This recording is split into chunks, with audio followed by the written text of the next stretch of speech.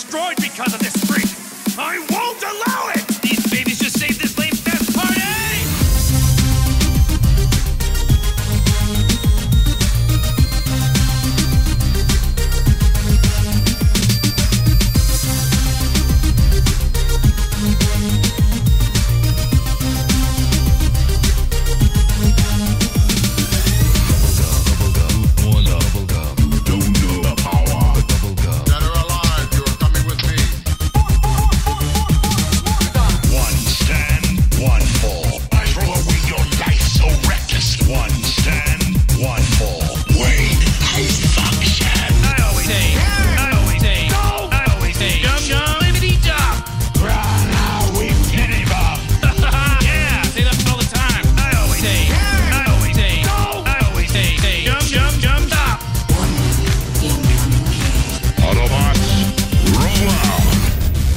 Guys, what's going on? You are listening to ThisWeekInGeek.net. I'm your host, Mike the Birdman, but I'm not alone as we trek through, well, March is slowly turning into spring here in Southern Ontario. I'm joined by my brother, my best friend, my compatriot in video games, and eventual partner in the zombie apocalypse.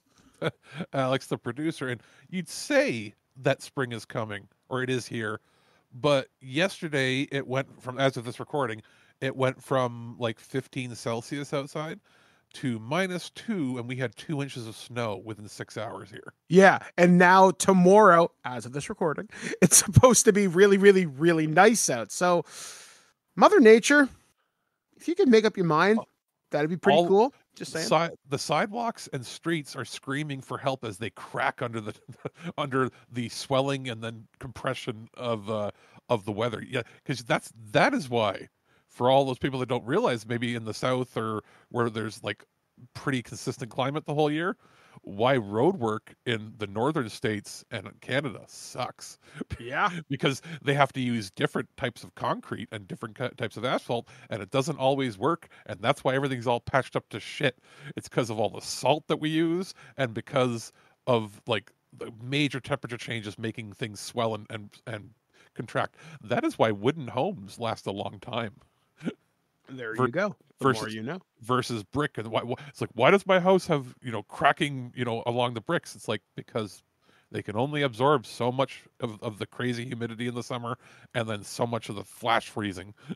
Mm-hmm. So yes, guys. So we are here for yet another excellent episode of ThisWeekInGeek.net. As we often do off the top of the show, we talk about the week that is and was in our personal lives. My week has been very interesting over the last 2 weeks. So I've just gotten over a major flu that was almost as bad as the COVID that I had earlier this year. Like, I seriously was starting to wonder if I got it again. But I have recovered. I can breathe, so that's wonderful. But then I had problems with my wheelchair. If you've been following my social media, I was really worried I was going to get trapped inside for potentially weeks at a time. Fortunately, the people who worked on my wheelchair were able to come through literally in the clutch. And I got my wheelchair back on Friday of last week. And I've been cruising around with it, putting it through its paces. Still got a few, I don't know, I can't classify them as problems because, as Alex was just explaining, when it comes to the cold up here, cold really affects wheelchair batteries.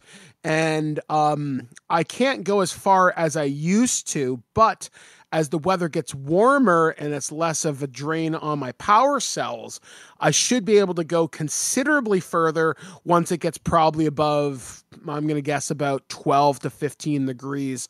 I should be able to start zipping across town like I used to in fairly short order. So I'm looking forward to getting back outside during the springtime here.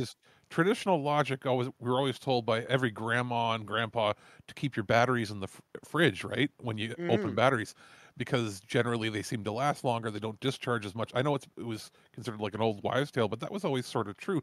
So I always wondered why, in your cell phone and that drains faster in heat. So in the summertime, you'll find that you get less battery life out of your phone because heat usually involves, draining the battery faster, yada, yada. but I was trying to figure out why that would be with yours. But it might just literally be that like it's Larger cells. Well, it's the larger cells, but also pulling that draining that battery. Maybe it's just not giving as much juice as it should. Or Yeah, it's like kind of wild just to like kind of think about that, which means I had to miss some of my Guelph Storm hockey, which my team, I'm going to be honest, we're not doing the greatest right now, though we did have a fantastic win against London Knights, which is one of our big rivals here in the OHL. Now, my wife Blair got a chance to go with my friend Sharuk, and they had a fantastic time. We beat London. And oh yeah, speaking of the Guelph Storm, I actually got elected to their board of directors. So I'm going to be in charge of their social media content for next year. So there might be some really cool crossover content between us, them, and some of the partners that we work with here on the show. So I'm really looking forward to doing that and just getting more involved in my community. I'm trying to think of what else to tell you guys has happened. As you guys know, I play a lot of Pokemon. I play Pokemon Go and the Pokemon card game.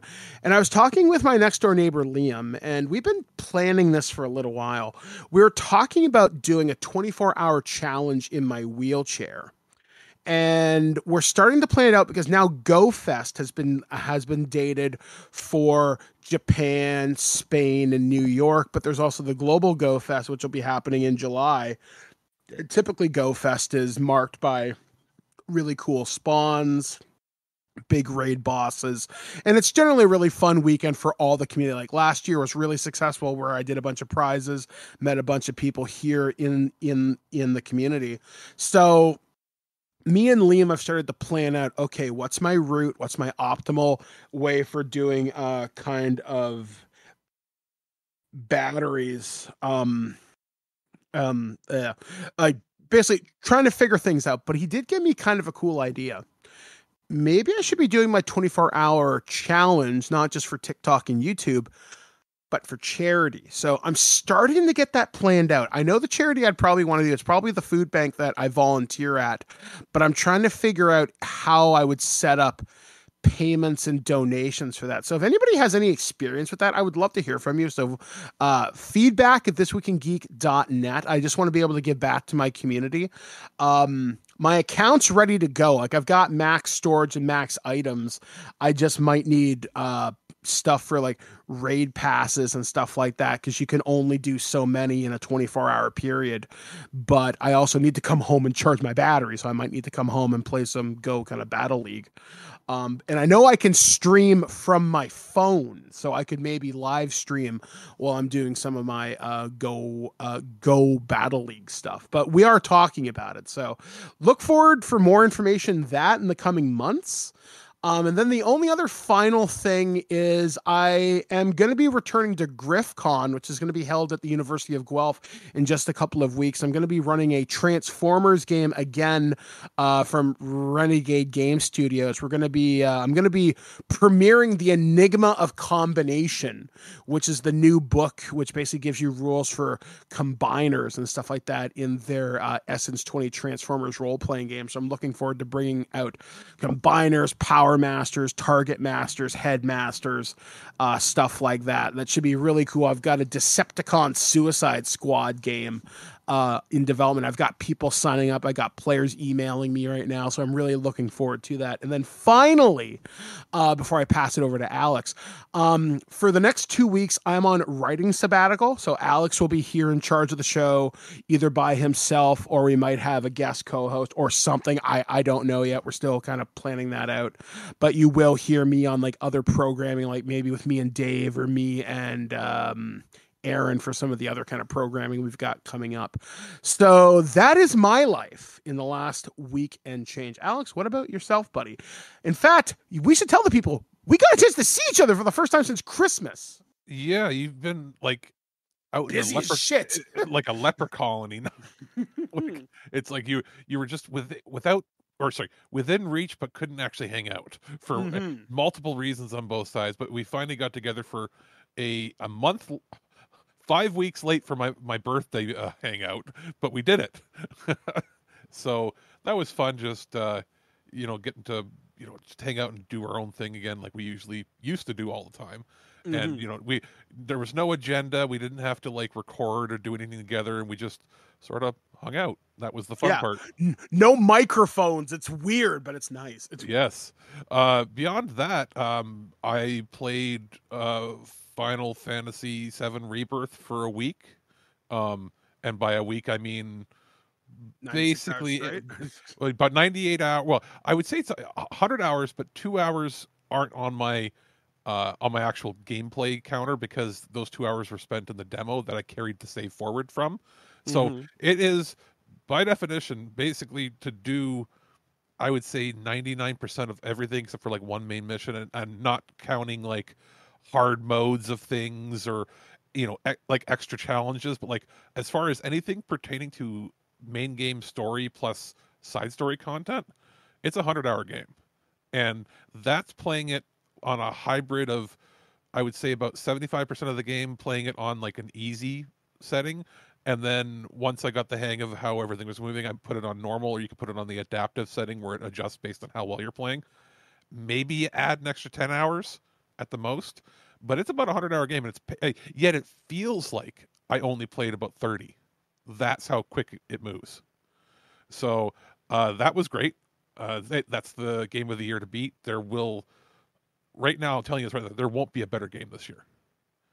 There's not going to be a Baldur's Gate 3 that comes out of nowhere for this. This is just going to be, this is the game.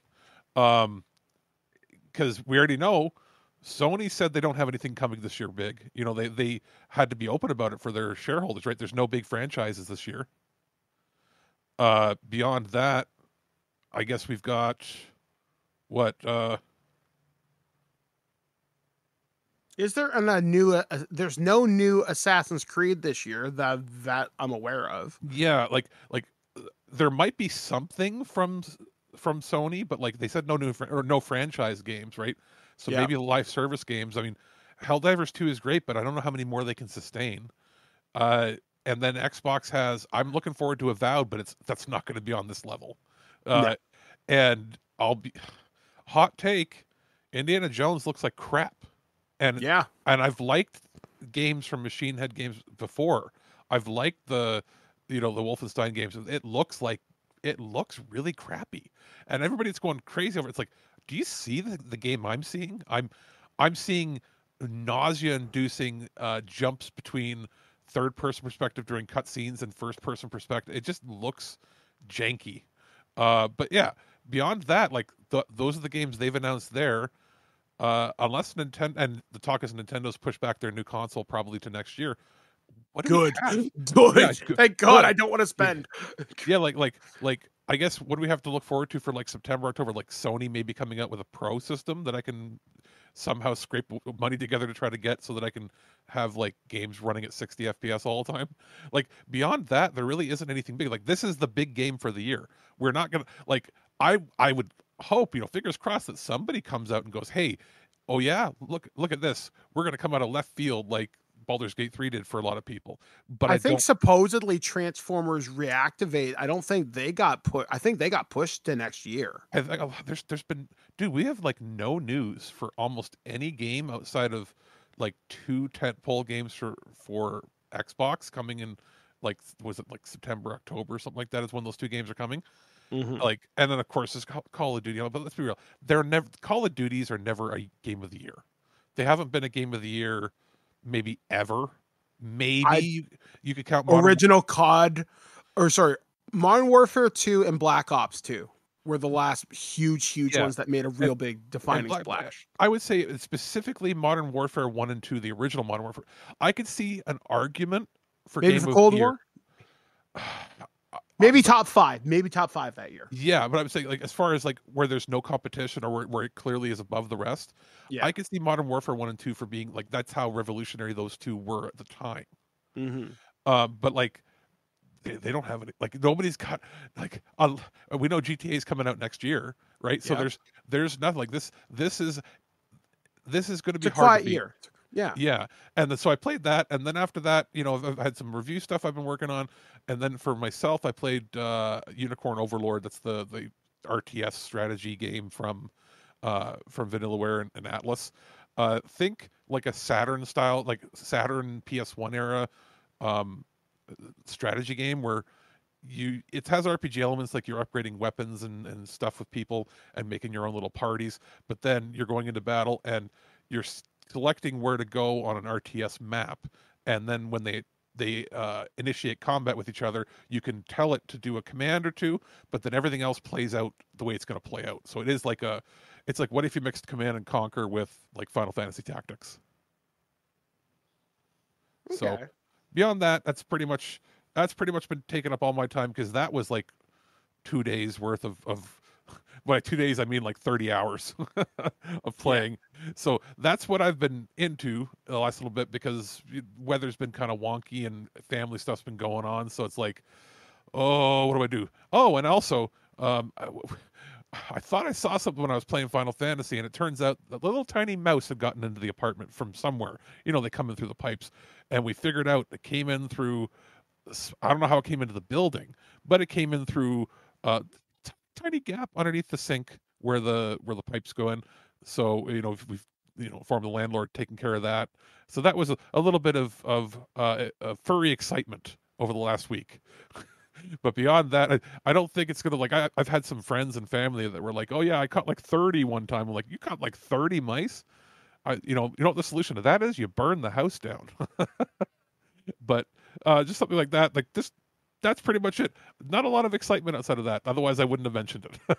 Good times. All right, guys. So we got a lot of cool stuff to talk about here on the show. We're actually going to be premiering a cool review that a couple friends of the show have actually kind of worked on. We're going to be reviewing a new book that friends Enrique Couto and David Denoyer contributed to. It's a book by Jeff Turner called Welcome to Primetime, and this is a guide to Freddy's Nightmares. This is the anthology TV series that ran in the late 80s and early 90s based upon the Nightmare on Elm Street franchise. So this is sort of a companion piece with some people who worked on the show, such as executive producers, showrunners, people who worked on special effects, but also a episode guide and a history of anthology television. Some of these shows I had no idea even existed, and some interesting lost media that gets mentioned in there. So I'll give you my review and thoughts on that. And then Alex, what reviews are we going to be looking forward to from you? Well, I've got some tech I've been working on, so it depends on if I can actually discuss enough about it yet, because I have received a Raspberry Pi powered device that is sort of like a little portable little hacking computer tool. I dare say hacking in the sense of not like what you're thinking of, black hat hackers from whatever 90s movie you could say, maybe even hackers. More like just having a tool that you can use to test other things with, or having a little portable screen on you at any time that runs Linux. So I've been messing around. It's also got some buttons on it for gaming and stuff. So I've been messing around with a device called the U console, from, like, with the letter U, from the company Clockwork Pi. So I should have a review for that in here. And I've also, in playing all these games recently, I've been playing with a new product brought to us from our friends over at PDP. So I'll be talking about a controller either in this week's show or next. It all depends. But I've also got some board games I've been looking at. I'm just not entirely sure which ones are going to throw in, because I had a couple of games that I was going to talk about, and then I looked up at last minute and went, wait a minute, these games aren't out yet, and I probably shouldn't talk about them just yet. But we've got things on the horizon, I'll tell you that. Good times. All right, guys. So we're going to take a small break here on This Week in Geek. And when we do, well, we're going to take a listen to one of my reviews right off the hop of the show. And we're going to take a little trip down to Springwood, Ohio, and track ourselves the Springwood Slasher. This is my review of the newest book in the Freddy's Nightmares thing. So this is Welcome to Primetime by Jeff Turner, Enrique Couto, and David Denoyer. We'll be right back right after this, only on ThisWeekInGeek.net. Dana's got a crush on the Wicked Witch of Springwood. She is bad news at 6 and 11. And tonight he may score. This is gonna be the stuff dreams are made of. But she already has a boyfriend. Naughty. And he's the jealous type. There are some girls you just shouldn't go to pieces over. On the next Freddy's Nightmare. Hey guys, this is Mike the Birdman here. I'm here to take a look at something really cool we got from our friends over at Death Cult Press. I'm going to be taking a look at Welcome to Primetime, the unofficial companion to Freddy's Nightmares. This was written by Jeff Turner with our good friends of the show, Enrique Couto and David Denoyer. A review copy was provided to us for this early release book, which you can now pre-order by going to the website in the show notes. So what this is about 155 pages, about 154 to be exact, of information and interviews and background on the Freddy's Nightmares anthology TV show that aired in the late 1980s and into the early 1990s, running across 2 seasons and I think 44 episodes. And this is kind of a neat little companion piece because it gives you some of the history behind broadcast syndication, but also talks about some of the anthology television programs. Some of these I didn't even know existed, such as Boris Karloff's Thriller. I've never seen any of the Amazing Story stuff, but it talks about, Tales from the Crypt, The Twilight Zone, Night Gallery, all the usual suspects you would come to associate with this genre of television. But it also gives a little bit of some of the really insightful stuff from some of the big people behind Freddy's Nightmares. We're talking about showrunner Jeff Freilich. We're also going to be talking with Mick Strawn, James Cappy, Ken Wiederhorn, Kevin Yeager. There is a section on Robert Englund, who plays Freddy Krueger. Unfortunately, there is no interview with Robert, which I think would have added something to this book, but unfortunately, I guess I just couldn't get a hold of Robert for whatever reason. Plus, you're also getting a Season 1 and Season 2 episode guide as well. It gives you a brief synopsis of the A story and the B story. As Enrique would often say during the podcast, the show was split up into 2 stories. You'd get the stronger A story, and then the B story would typically involve a side character from the first story, and it was tangentially connected to the other one, but they also did this for production reasons and budgetary reasons to split it into smaller chunks so they could broadcast it kind of later on. Some episodes were longer, some episodes could be cut into movies, I believe, if I recall from the podcast. And it also shows you what some of the other people who've worked on the show have gone on to work on. Like, for example, Brad Pitt was in an early episode of this show, Lori Petty, just to name a couple. And it's a really neat little companion piece to the Freddy's Nightmares experience, which is remarkably hard to come by. It used to be available on Tubi for free. Unfortunately, that has now come to an end, but you can still find Freddy's Nightmares on websites like Dailymotion, I want to say, and I think to a certain extent on YouTube, though I think there are official releases in different regions around the world. But if you hang around the horror convention circuit, I'm sure you'll be able to find a copy of this particular program.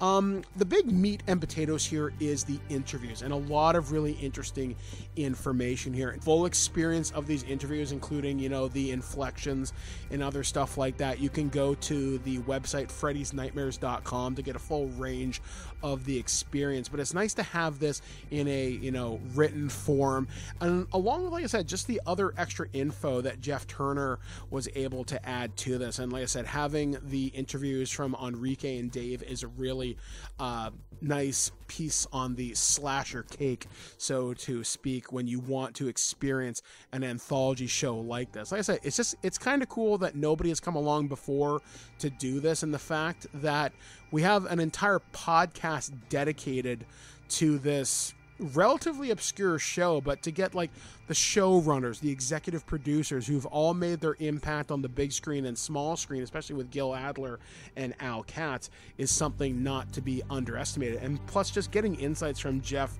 Freilich and James Cappy, it's really kind of cool. And just to learn about how their career started once upon a time in Hollywood. So you can pre-order this book right now. There are a couple of different bundles. As of this recording, I think the super bundle is sold out, where you can get like the really cool little extras with it, like a little sign and stuff like that. But totally worth getting this if you want to add something to your bookshelf of chills and thrills. And of course, if you want more Freddy Krueger, this is the place to go. So yeah, like I said, guys, if you want to check this out, you can go to Death Cult Press's website, which is going to be linked in the episode post below. But if you want to check out the podcast where this originally aired, you can go to freddysnightmares.com. You can listen to the entirety of the show on there. You'll even hear some emails from me written on that show. But this is a pretty cool companion piece to the podcast and a very nice little piece to add to the Freddy's Nightmares experience. So prepare to head down to Beefy Boy and experience Springwood International Airport. And it's, for some reason, NHL-sized hockey rink. I'm sure you could do a lot worse as you prepare to take on Springwood's most infamous resident, Freddy Krueger. So welcome to Primetime gets a definite recommendation from us here at ThisWeekInGeek.net. You know, they say that money is the root of all evil. Oh, no wonder I love it so much. I love you, I love you, I love you. Now Greta would do anything. She'd lie, she'd cheat, she'd kill to get her scummy little hands on a stack of bills. Me, I'd do all that for free.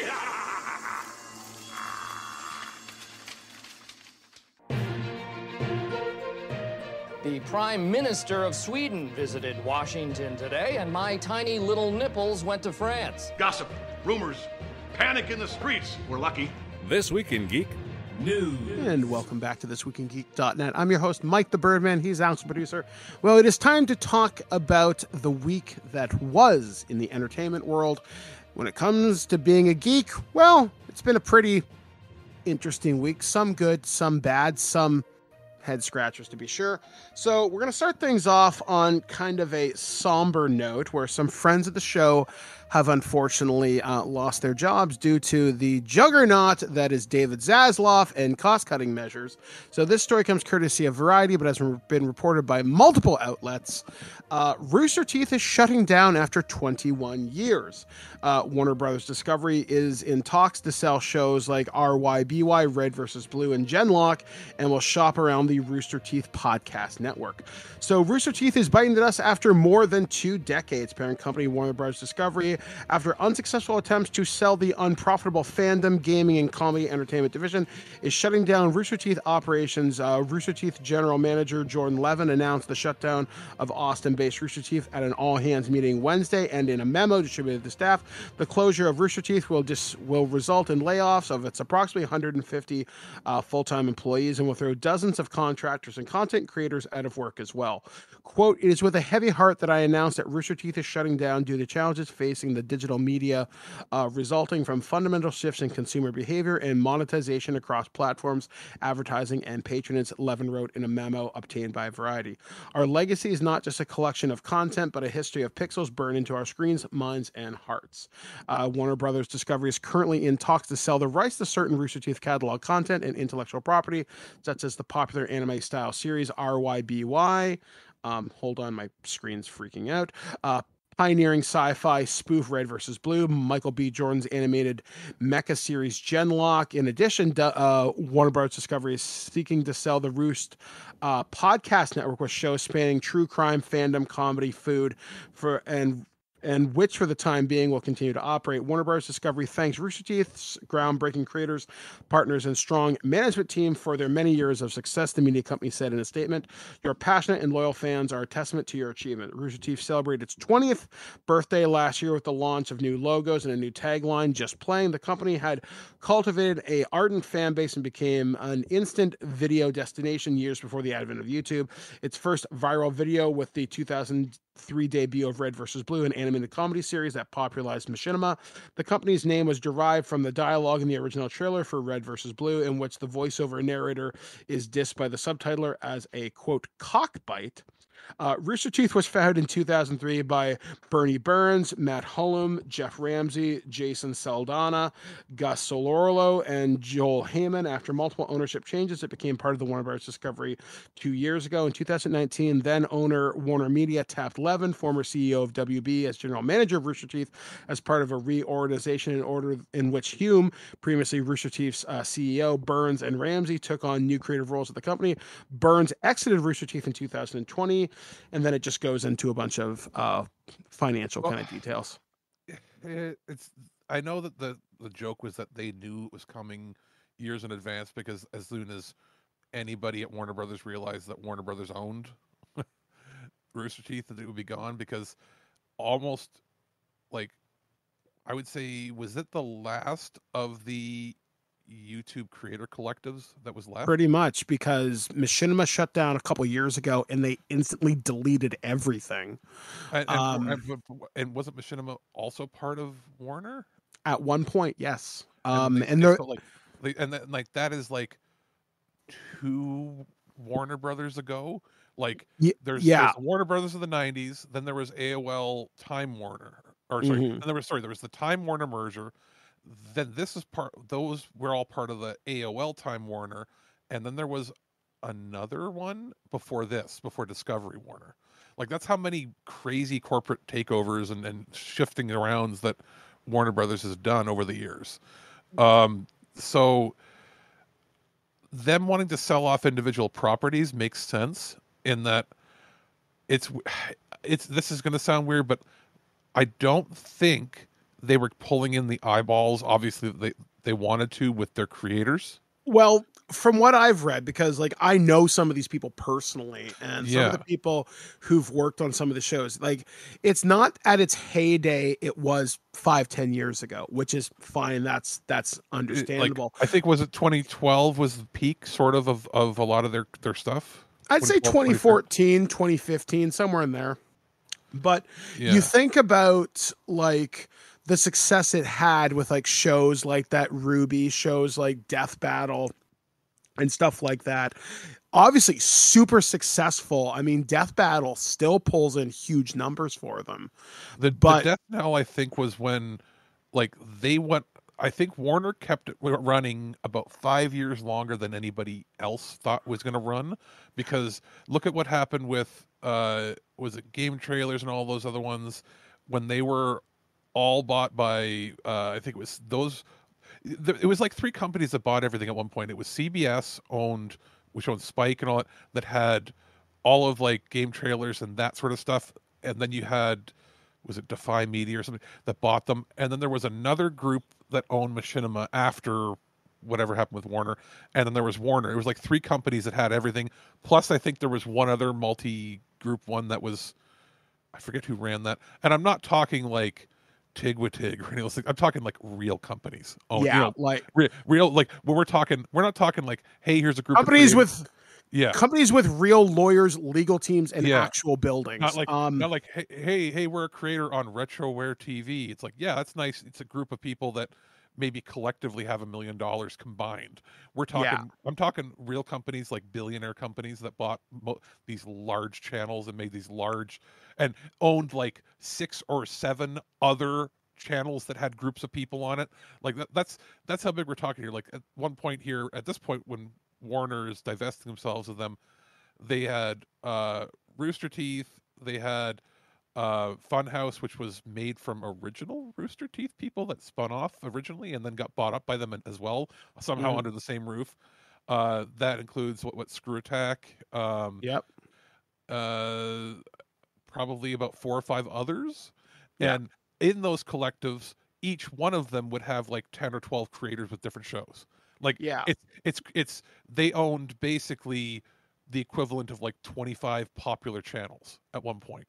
Now, when you look, sorry, and you look at this. So what I'm saying is, the eyeballs, they're looking for Gen Z, if you want to call it, whatever you want to call them, Zoomers, the age of millennials like us being where people are marketing and where the influence is when it comes to advertising dollars and getting eyeballs. We are slowly aging out of that mainstream category. The youngest millennials being the ones that were born between like 1993 to like 97, 98. They're still in that category, but they're vastly approaching 30 years old, which is when they stop caring about that from advertising dollars wise, right? Yeah. So they are at a point now where they want to get younger people, and the younger trend is not to watch game creators on YouTube. It's to watch live streaming people on Twitch and maybe on YouTube doing interactions with the audience that way. They're not looking to have you build up a relationship with an audience through canned videos that were pre-recorded and skits. They just don't care about that unless they're shorts. So I'm just roundabout way, I can see why they went, there's not enough value in these people, but there's value in these IPs that we can then sell if we don't want to make them ourselves. I'd say my take on this is I don't think they had someone when you have a company that large, like Warner Brothers Discovery, in charge of something that is largely creator driven, you need someone who really understands it and, like you said, is plugged into that culture, who really understands the age group in which it targets. The problem is like, at least I think, to foster that type of relationship and to maintain that audience, you're going to lose a little bit of money on the books each year, but you're probably not losing enough where it makes a difference. But they were probably profitable. I heard that Rooster Teeth proper was not. And there's issues, like, we don't know a lot of the insider stuff. There's a lot of stuff, and I don't want to comment directly on its specific issues. There's a lot of stuff coming out about how Rooster Teeth proper, like the main Rooster Teeth, was poorly managed, to say the least, at the corporate level. And there was some controversy with creators and stuff like that, which was mentioned in the Variety article. Yeah, there's some significant business issues on the business side, and there were some somewhat alarming cultural issues at Rooster Teeth, yet not at everything Rooster Teeth was the parent of. So like Funhouse and other ones people hear good stories of. It's Rooster Teeth proper, the one that they looked at as the cash cow, because that was the one making the TV shows, which it's in itself. There's talk of, was it Genlock ended up costing as much as some of the Star Wars cartoon properties, and it's like, what? Like they didn't know how to spend the money the right way. Ruby made the most money, but instead they didn't put money into making more money into Ruby. They put more money into shows that nobody cared about. Yeah, and it's really unfortunate because, like, some of these people that were affected by this layoff are actually friends of mine. Like, I know people, like, I know the main cast of Death Battle. I know Chad, I know Ben, I know Nick, and stuff like that. So I think people like that, they're going to land on their feet no matter what. And it honestly wouldn't surprise me if somebody picks up the Death Battle IP. Now, from what I understand, whatever's been produced will still be released, and people are already archiving backups of stuff like that. Like, for example, that'll all be there. Like, I would not be worried. Like, the worst thing that could happen is a mass deletion overnight. Well, because Warner technically owned them, would be Warner going, not just a mass deletion, but would Warner be going something like, hey, we're also going to execute a non-compete clause, so for the next 2 years you're not able to make content on streaming. Yeah, if they did something like, which I don't think they could do, because there could be a lot. They could do it in Texas, but I don't think they could do it in California, because remember, Rooster Teeth, while headquartered in Texas, I think it was Dallas, Austin. Was it Austin? Okay, it was Austin. Funhouse and I think one or two of the other studios they owned were headquartered in California and Los Angeles area, meaning they can't they have a lot stricter workers' rights there. Yeah. So they probably would not be able to enforce it on them. But if you notice, like, some of the Rooster Teeth guys, if they are very mute and not talking about things, they could be kind of screwed by some of their contracts. How it ends. Hopefully they all get paid, though. Now, to kind of share some stuff about this, I will say the way the community came together for these guys was really something special. I saw Extra Life thanked the Rooster Teeth people in a really touching way on Twitter, if I remember correctly. The Discord, from what I remember, when they dropped the announcement of the all hands meeting last week, the community, I think, handled that really well. Any of the affected employees handled it really well. I have heard some unpleasantness related to some of the branding. Some people formerly of some of the affected communities were celebrating, and I don't want to name names, but you know who you are, and not good optics to celebrate someone losing their job and livelihood, you dickhead. Even if you think it's going to get you views or it's not. It's just not cool to celebrate someone's loss like that. You're an adult. As long as they didn't slight you, like they weren't like actively out to get you. There's not some sort of long-standing feud. It's not about like good energy or anything. It's just what good does it do? It doesn't do any good to do that. I think there could be an argument that the people that were there, if you were there for a long time and you were still there, you knew this was coming, and you just maybe just didn't think it was going to be real till it happened. For the people that were, I feel worse for the people that maybe have only been there 6 months or a year or two, or only joined during the pandemic as work, and then they never really got to break out to maybe be big yet.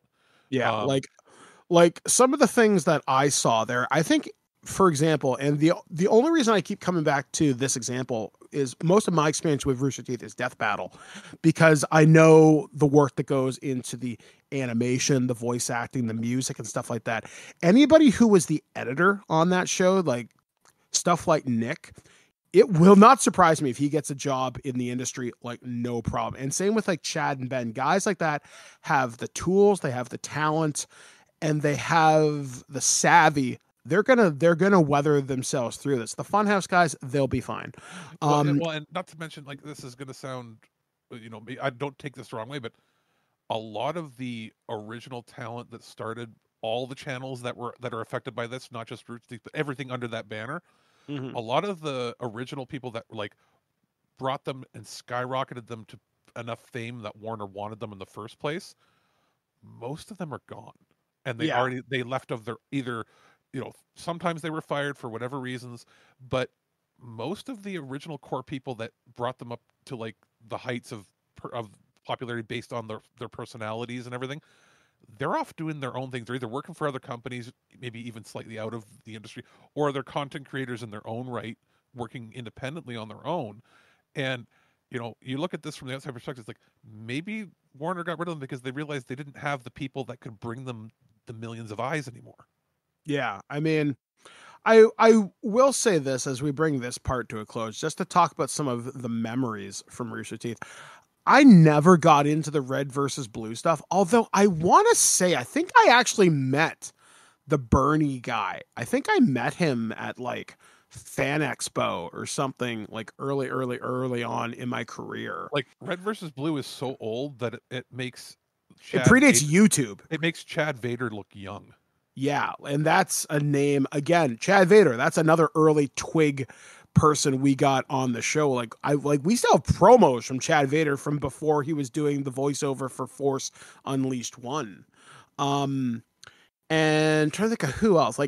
Although I will say, because of this, I'm curious to check out the Ruby anime because I've heard some of the music from it and I really like it. So I guess no time like the present. I played one of the games and it was actually pretty good. Yeah, I didn't have to know anything about the show. Yeah, so that's cool. And obviously I've been following Death Battle for years. I mean, the other day, just before the news came down, sometimes I like to rewatch them for fun. And there was one they did a couple of months ago where it was Unicron versus Galactus and Megatron versus Frieza. And then they've redone Goku versus Superman, where now Goku finally has Ultra Instinct versus Superman. And it's a really well done episode, despite everybody thinking Goku should win. And I trust them to do the research, so I'll side with the experts on this one. My favorite thing that came out of that, though, it was the Optimus Prime versus the RX-78 Gundam. So the original Universal Century Gundam with Amuro Ray. I think that's how you pronounce the pilot's name. Amuro. And it has this song. I think it's called Wings or Hearts of Steel. And it is literally fucking sick. It is such a good track. Like, the original music for that show, when it hit hard. Another favorite thing that I watched was RoboCop versus the Terminator. No shit.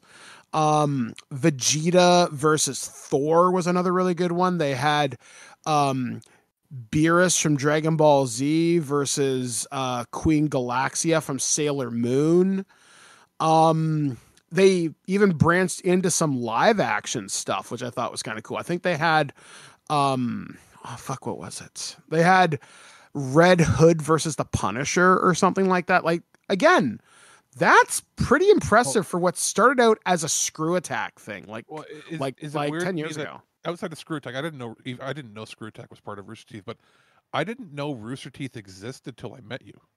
Like, does that say something that I was like? I'm pretty, finger on the pulse when it came to what was popular online.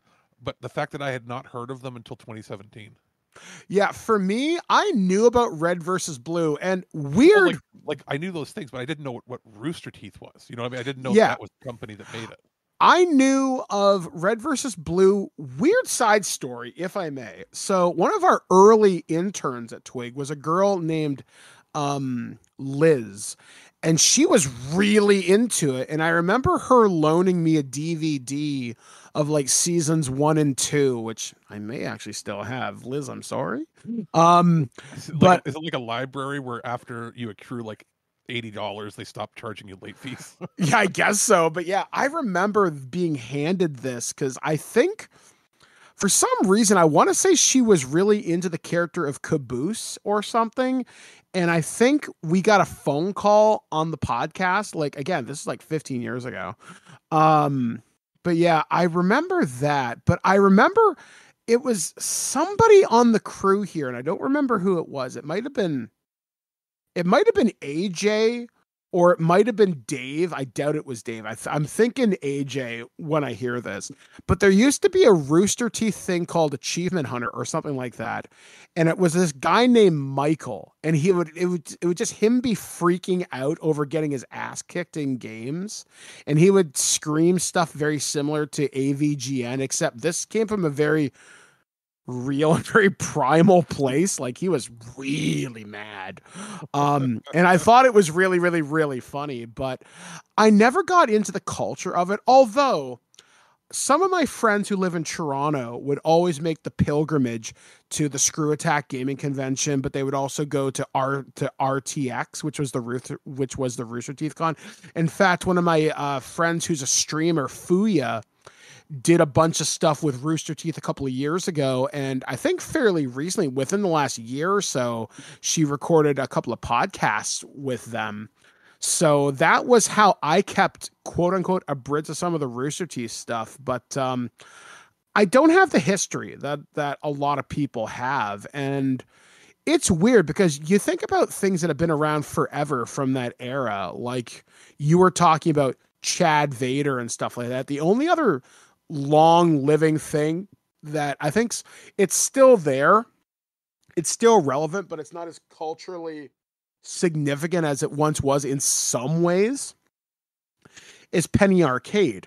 Now, PAX is huge and will always be huge because now it's become literally an industry juggernaut, but you don't hear people talk about the comic strip anymore. Well, yeah, like the three, like there are other websites and there are other memes and stuff from that area. Like remember all the websites for the Year of the Man Now dog that people just made up over and over again.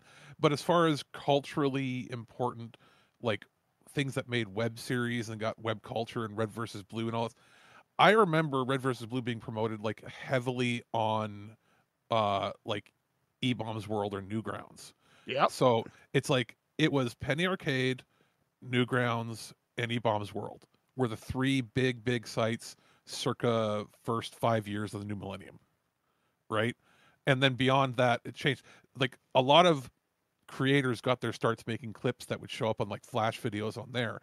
And as far as Red versus Blue, like I didn't know what Rooster Teeth was, but I'm pretty sure it was from one of those. I'm pretty sure was it probably Newgrounds maybe that would have had it, or was it maybe back in the day it was like GameSpy or something had an article on it or would advertise it, or maybe old IGN. But like that's I had no idea what Rooster Teeth was literally till I met you, and like because you knew some of the creators and you're like, oh, they're the people that own Screw Attack, and I'm like, I didn't know Screw Attack was owned by anybody. Yeah, so I mean, I hope everyone who's been affected by this will land on their feet. Oh yeah, I'm sure they will. It's just, I mean, the only thing that's scary, and this is not to freak them out if anybody there is listening, is you're laid off at a time when the industry is laying off tons of people from gaming to movies, TV. It's a lot of people looking for work at the same time. It's going to be like, couldn't you just do the layoffs in like a year or two when things have already stabilized? Yeah, it's pretty brutal. So unfortunately, this next story took a lot of people by surprise. I saw it posted on Twitter, but the news is a couple of days old now. And to show you how much this has infiltrated the zeitgeist of popular culture, this was referenced on morning radio, which is, again, AM radio, FM radio in Canada. I heard this talked on Kevin Smith's podcast on Hollywood Babylon this past weekend. They talked about this. So there's no other way to say this. So according to comicbook.com, been confirmed by multiple outlets, including the official Dragon Ball X account. Dragon Ball creator Akira Toriyama has died at the age of 68. It is with heavy heart that we report Akira Toriyama, the creator of Dragon Ball, has passed. Dragon Ball has been one of the most influential anime franchises of all time, and it is with heavy heart that we announce the passing of its creator, Akira Toriyama.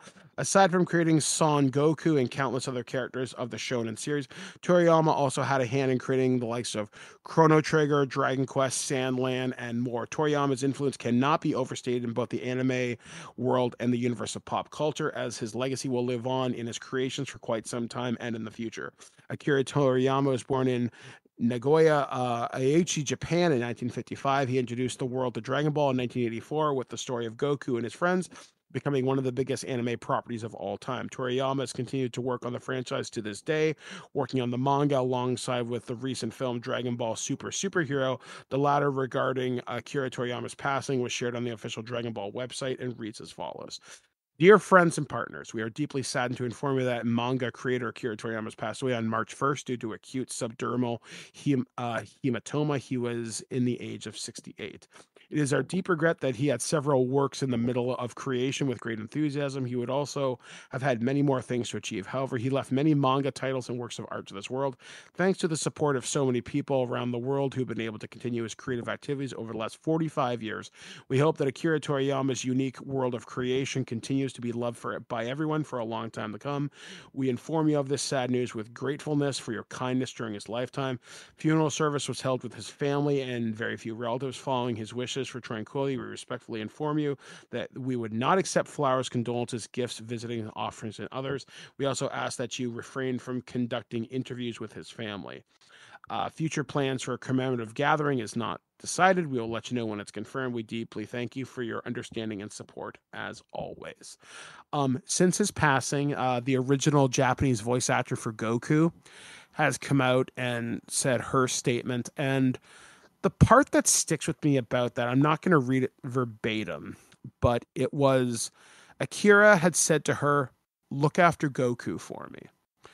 And you just get from the inflection of the tweet that meant a lot to her. And even the guy who played Vegeta was like, I can't believe that this is real. It doesn't feel right. It's because it was so sudden. Yeah. There was no previous illness, right? Like it just happened. Yeah. And I actually asked my sister-in-law, Kara, who's a nurse practitioner, who's basically one step below an actual doctor. I said to her, like, what happened? She's like, well, usually this is caused by a head injury, but not always. It can be high blood pressure. It can be a stroke. It can just be a blood vessel popping in the brain. And that's it. It's over. Basically, he had an acute brain bleed, meaning it was a big brain bleed. It happened very quickly, and he was gone. Yeah, like I think someone had said this is what happened to Bob Saget or something like that. He hit his head and then went to bed and didn't wake up when the brain swelling went up, and then the brain bleed happened. Yeah. And when when doctors use the word acute, it usually means significant. It means strong and significant all at once. Yeah, so it's sad. I mean, he wouldn't have felt anything though. No, he did not suffer. And that was the first question I actually asked Kara. I'm like, did he suffer? She's like, no. No, not when it's that kind of thing. It's like, it's not even like a stroke where you feel something happening. It's just boom, it happened. Yeah, it's just gone. So I guess let's talk about Akira Toriyama, because for me, I'm surprised where his influence in my life starts. For me, one of the first games I ever played was Dragon Warrior on the NES. I remember getting a copy of that with Nintendo Power, but I remember he was the character designer behind Chrono Trigger. But it wasn't until high school for me, and I was actually talking about this with somebody online. Mars Girl was saying some stuff about it, And we were talking about the mid 90s to late 90s influence of Dragon Ball Z, specifically in Canada. So when I was in high school, I had this friend named Brad. I had this friend named Ben. And I didn't have cable at this time, but they did. So I would get tapes from them on VHS. They would record the Dragon Ball episodes for me. They would record that and Gundam Wing. And I remember watching the Saiyan saga. I remember watching Frieza up until the Super Saiyan transformation for the first time.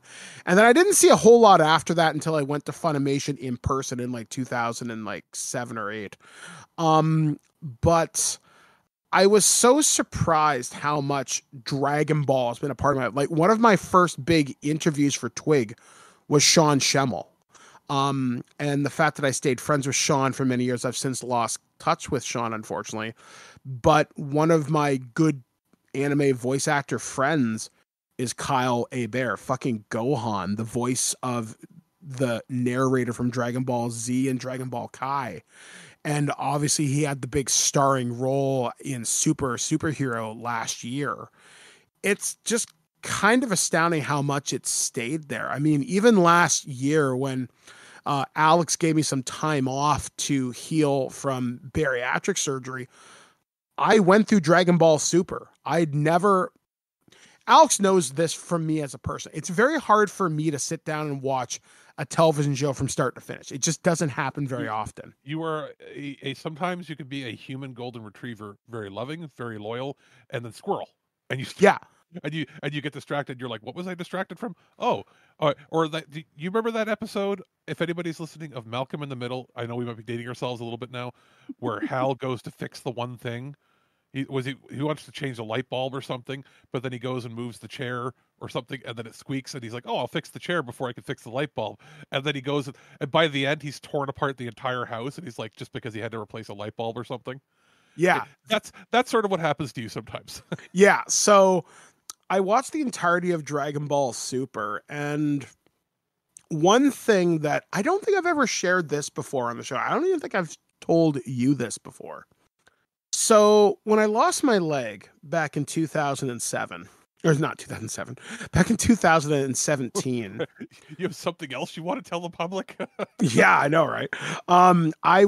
There's a musician on YouTube named Jonathan Young, and he did a cover of Limit Break Survivor, which is the opening to Dragon Ball Super Season 2, which is the really good, awesome opening to that show.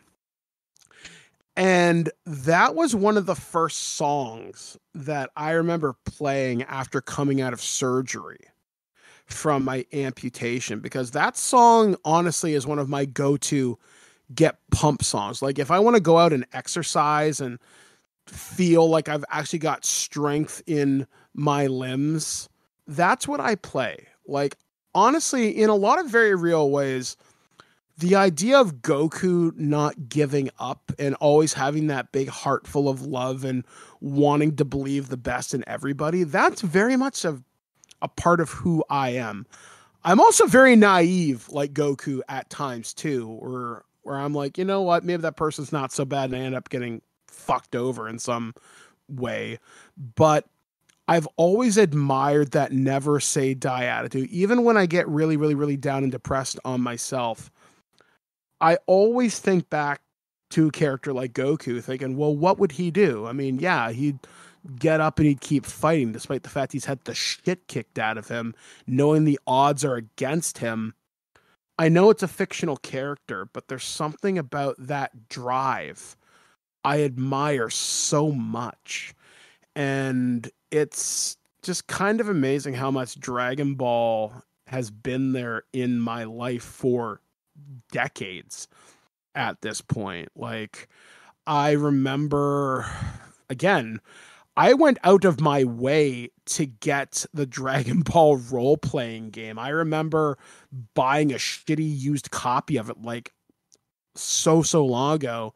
And one of our sponsors years ago had the books, and I was like, I want those. And I got them out of the sponsor. I even found the unreleased versions of the World Tournament Saga and Majin Buu that were written by the original authors. Like, well, we can't call it Dragon Ball because we'll get sued, but if we call it Magical Wishing Spheres with the serial number scratched off, here are the stats for these characters. If this were to get published, here's what we would have submitted. And I remember, I don't think I have the books anymore, but it's kind of cool. And one final memory I'll share is I remember Sean Schemmel, again, big fan of his. He called me from New York City Comic Con. He was hanging out with the guy who plays Vegeta. Help me out. Not Brian Drummond. He was the first guy. I have no idea. Hold on. Give me 30 seconds because okay, it was... While you do that, I'll just briefly interject. Yeah. Chrono Trigger for me, obviously. And also the Dragon Quest games. He didn't do a ton of games, but whenever he did do one, you know the style. You could always tell. Got it. I know some of his work has not been adapted, or at least, there are people that are going to probably go through and they're going to want to re-release all of his one-off mangas in the West. Dr. Slump, I don't think ever really took off here, and that's the project he did before Dragon Ball. And, I read some of it and thought it was kind of funny. Well, there's two different animes of it. There's one from like 81 to 86, and there was one from the 90s. I don't think either got an English version. And I would not be surprised if Crunchyroll wants to do that now. Mm-hmm. There's gonna, and it sounds sad to do it, but like there's gonna be more eyes on his work and more clamoring for it probably now than ever. Like probably even more, even more now than when Dragon Ball Super came, because now there's never gonna be new. You know what I mean? Like other than the projects he had in the works right now, there's not going to ever be new works from him. So now is when people can really start going back and going, what did we not get to experience from the past? And that's when we're going to see stuff. It wouldn't surprise me if someone takes Dragon Ball Superheroes and now they push for a dub. Like, because in Japan, it's like this little web series that are like 8 to 10 minute, basically Dragon Ball fan fiction, for lack of a description. But some of it's really cool. And somebody made a comment online, that said Goku's last form, Ultra Instinct, should be his final form. That was the last thing Akira Toriyama had said. Okay, here's Ultra Instinct. I think Vegeta has Ultra Ego. I know in the manga, I think they just fought a guy called Granola or Gas or something. I don't know. It's really hard to keep up with. A guy named Granola Bar. That plays for characters all made based on. That's what I love about Dragon Ball is they can take a character name as like Kakarot. It's carrot, Vegeta, vegetable, and you look at some of the most biggest. Mr. Satan. Yeah, Mr. Satan, and they have like a big badass who's named after fucking broccoli. And people were like, Mr. Satan. It's like, well, why would they call him that? He's not the devil. No, he's a pro wrestler, so he's going by his pro wrestler name. Yeah.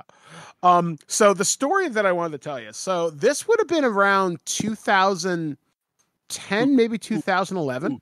Also, not so subtly, is a mixture of a few wrestlers, but clearly has Andre the Giant hair, right? Like, that's the joke, right? Because how big Andre was. Like, that Toriyama, born in 55, he would have grown up in the 60s and 70s. You would have known he would have been watching Andre when he was in Japan in the 70s, right? So, So Sean Schemmel is at New York City Comic Con, and I can't remember precisely how this came about, but I get a phone call from Funimation asking me if I want to interview Christopher Sabat, the voice of Vegeta and Piccolo. And I remember Sean stealing the phone from Chris. And I remember them riffing back and forth. And I just remember Sean saying, "Oh, you don't want to talk to me?" And I could hear Christopher Sabat in the background in his Vegeta voice thinking, "I don't have to put up with this." And it was just them just kind of goofing and riffing around, and it just felt kind of funny to hear Goku and Vegeta make fun of me, and that was one of the first promos hell we ever got from Twig when I did it with one of our other co-hosts. Just having King Kai make fun of me, and I don't know, it's just it hit me a lot harder than I thought it was going to.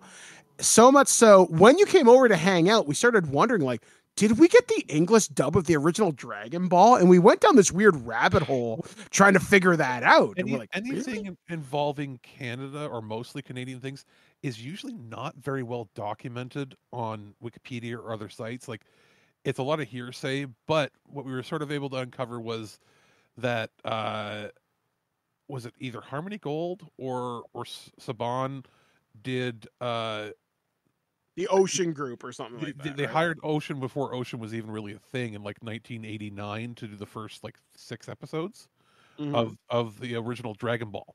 And then apparently they aired in like a test market in California and New York, and then nothing happened from there.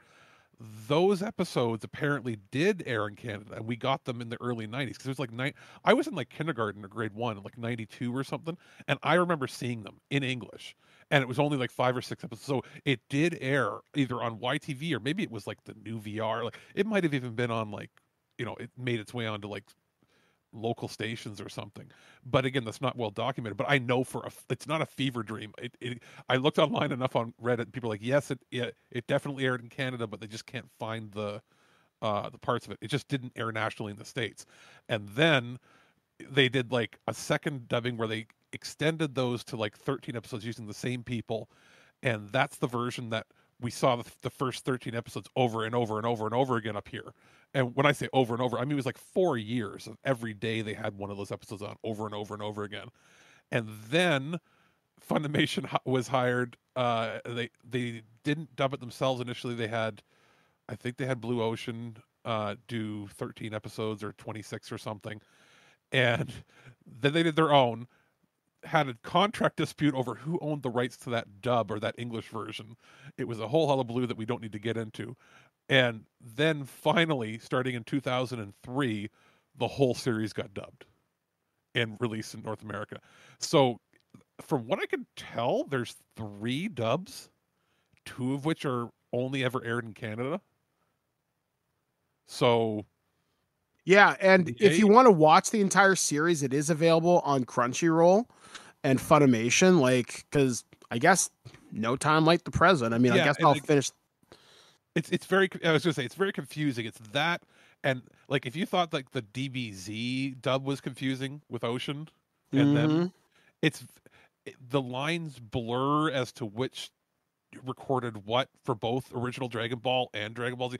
Just know this: in Canada, we did get some of, if not most of, the original like the first season or 2 of the original Dragon Ball aired in Canada before Dragon Ball Z, and that is confirmed. But in the States, they didn't get Dragon Ball original until well after DBZ. Yay. Yeah. And so and I looked, and that Dr. Slump has never had an English dub. Neither version of that show. It's had a Hong Kong English dub, and if you know what that's like, I'm looking at you, original Headmasters dub. It's probably unwatchable, but apparently Harmony Gold did do a pilot episode that has never really seen the light of air. Oh wow! Or yeah, they released it apparently, or they shopped it around and nobody wanted it, and then they let the rights lapse on it because Harmony Gold refuses to work with anybody unless they get full control. And then from there, it had a dub in Hong Kong, so you can probably find it, that dub lying around somewhere. But I'm very surprised that Funimation / Crunchyroll has not dubbed Dr. Slump. I'm fully willing to believe that will be what they announce coming next. Yeah, because it'll be his first series. It also ran for how many freaking episodes is this? The original anime from 81 to 86 has 243 episodes, and then the second one from 97 to 99 has 74 episodes. Like, they might pick one or the other, who knows, whatever one they think is. The 74 episodes is easier to manage and it's newer animation, but they also might want to go with the angle of, hey, here's his first show. My guess is we're going to see something with Chrono Trigger. it'll probably get announced in the next 6 months. Well, because had been talk of Square putting out questions about what they might want to do with it. They wouldn't do the Final Fantasy VII thing, but maybe doing it in either the 2D HD style or in the style of the new Secret of Mana game. You know, that's that cartoony 3D look. They could totally do that. I know he was working on 2 projects for them already. Like, they announced he was involved with the Dragon Quest III HD 2D remaster that was supposed to have already come out, but it's been pushed back a year. And he was announced as part of the team that was going to be doing he was creating new character design for Dragon Quest 12. So, and that's supposed to come out, I think, next year as well. So there's those, and then Sandland is coming out in a month, and it looks pretty awesome. That's based on that 1-shot or 1-year miniseries he did in, I think, 2000 or 2001. Speaking of, it's got an anime hitting, I think it's Netflix with an English dub.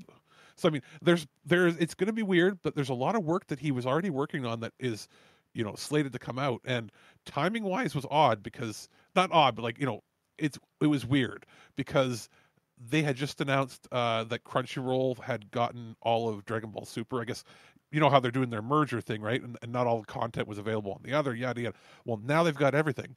They announced it, and like 3 days later, he passed. And it's like, gosh, geez, that's not good. But yes, so lots of work, lots of big history with him. It'll be interesting to see, you know, where we go with this. It might bring more awareness to it, but it's as big as it is here. You know that Dragon Ball Z is like immensely popular in South America and Asia and pretty much everywhere. It's like more recognizable than like Mickey Mouse in some places. Like, I guess before we move on to our last big topic today, I was talked about Pokemon Go off the top of the hop here, and sometimes you get gifts in game, and gifts in game is someone sends you, like, they spin a Pokestop and they can send you a gift, and it's usually Pokeballs and some other shit in it, but it's always from a point of interest. And the weird ones I get, and I always keep them because you can save them to your postcard book in game. I get a lot of Goku points of interest from Brazil and Sao Paulo and Argentina, and there's wicked artworks. There's one that I saved in my postcard book. It's Goku in his Super Saiyan 3 form on the side of this convenience store in Sao Paulo. And I just thought that was incredibly cool. And I got another one from Mexico City where it's like, I think it's Majin Vegeta or something. So yeah, it's kind of incredible just to see how far the influence has gone. And the best thing that I saw, it's from the end of Dragon Ball GT, I think, but it's Pan is seeing, she sees her grandpa Goku at the world tournament, though Goku's been dead for like however many years, and he flies away up into the sky and he sprouts angel wings or something, and the voiceover says, if the world ever needs him, Goku will be back someday. And I don't know, I like to think on some level Akira Toriyama created such a timeless character with Goku and his friends. And despite the fact that, you know, Dragon Ball Z gets knocked for filler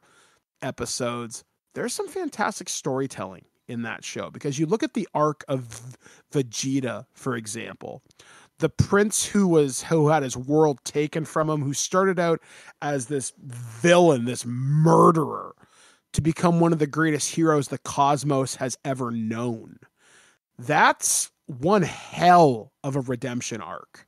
Well, and it's not even just DBZ. Like, he basically invented the modern shonen style of show. Like, you would not have Pokemon. You would not have Pokemon. You wouldn't have One Piece. You wouldn't have any of Bleach, Naruto. None of the ones that are the weekly 52 episode a year TV shows and the 52 chapters a year mangas.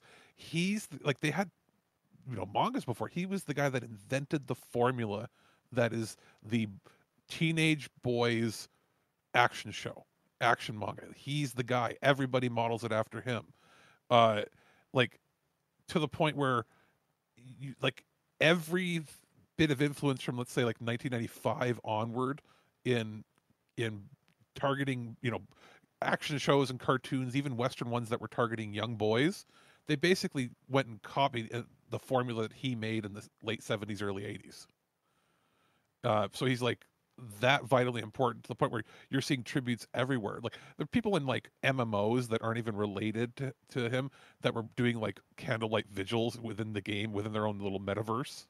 Mm-hmm. Like it's there's a lot. Like there are people in the States, like newscasters and meteorologists on television that were wearing like Goku's colors or even like Goku's training gi on or had like little little tributes to it. Think like it's such a you think it would be like only like core anime fans or nerds or whatever you want to call it.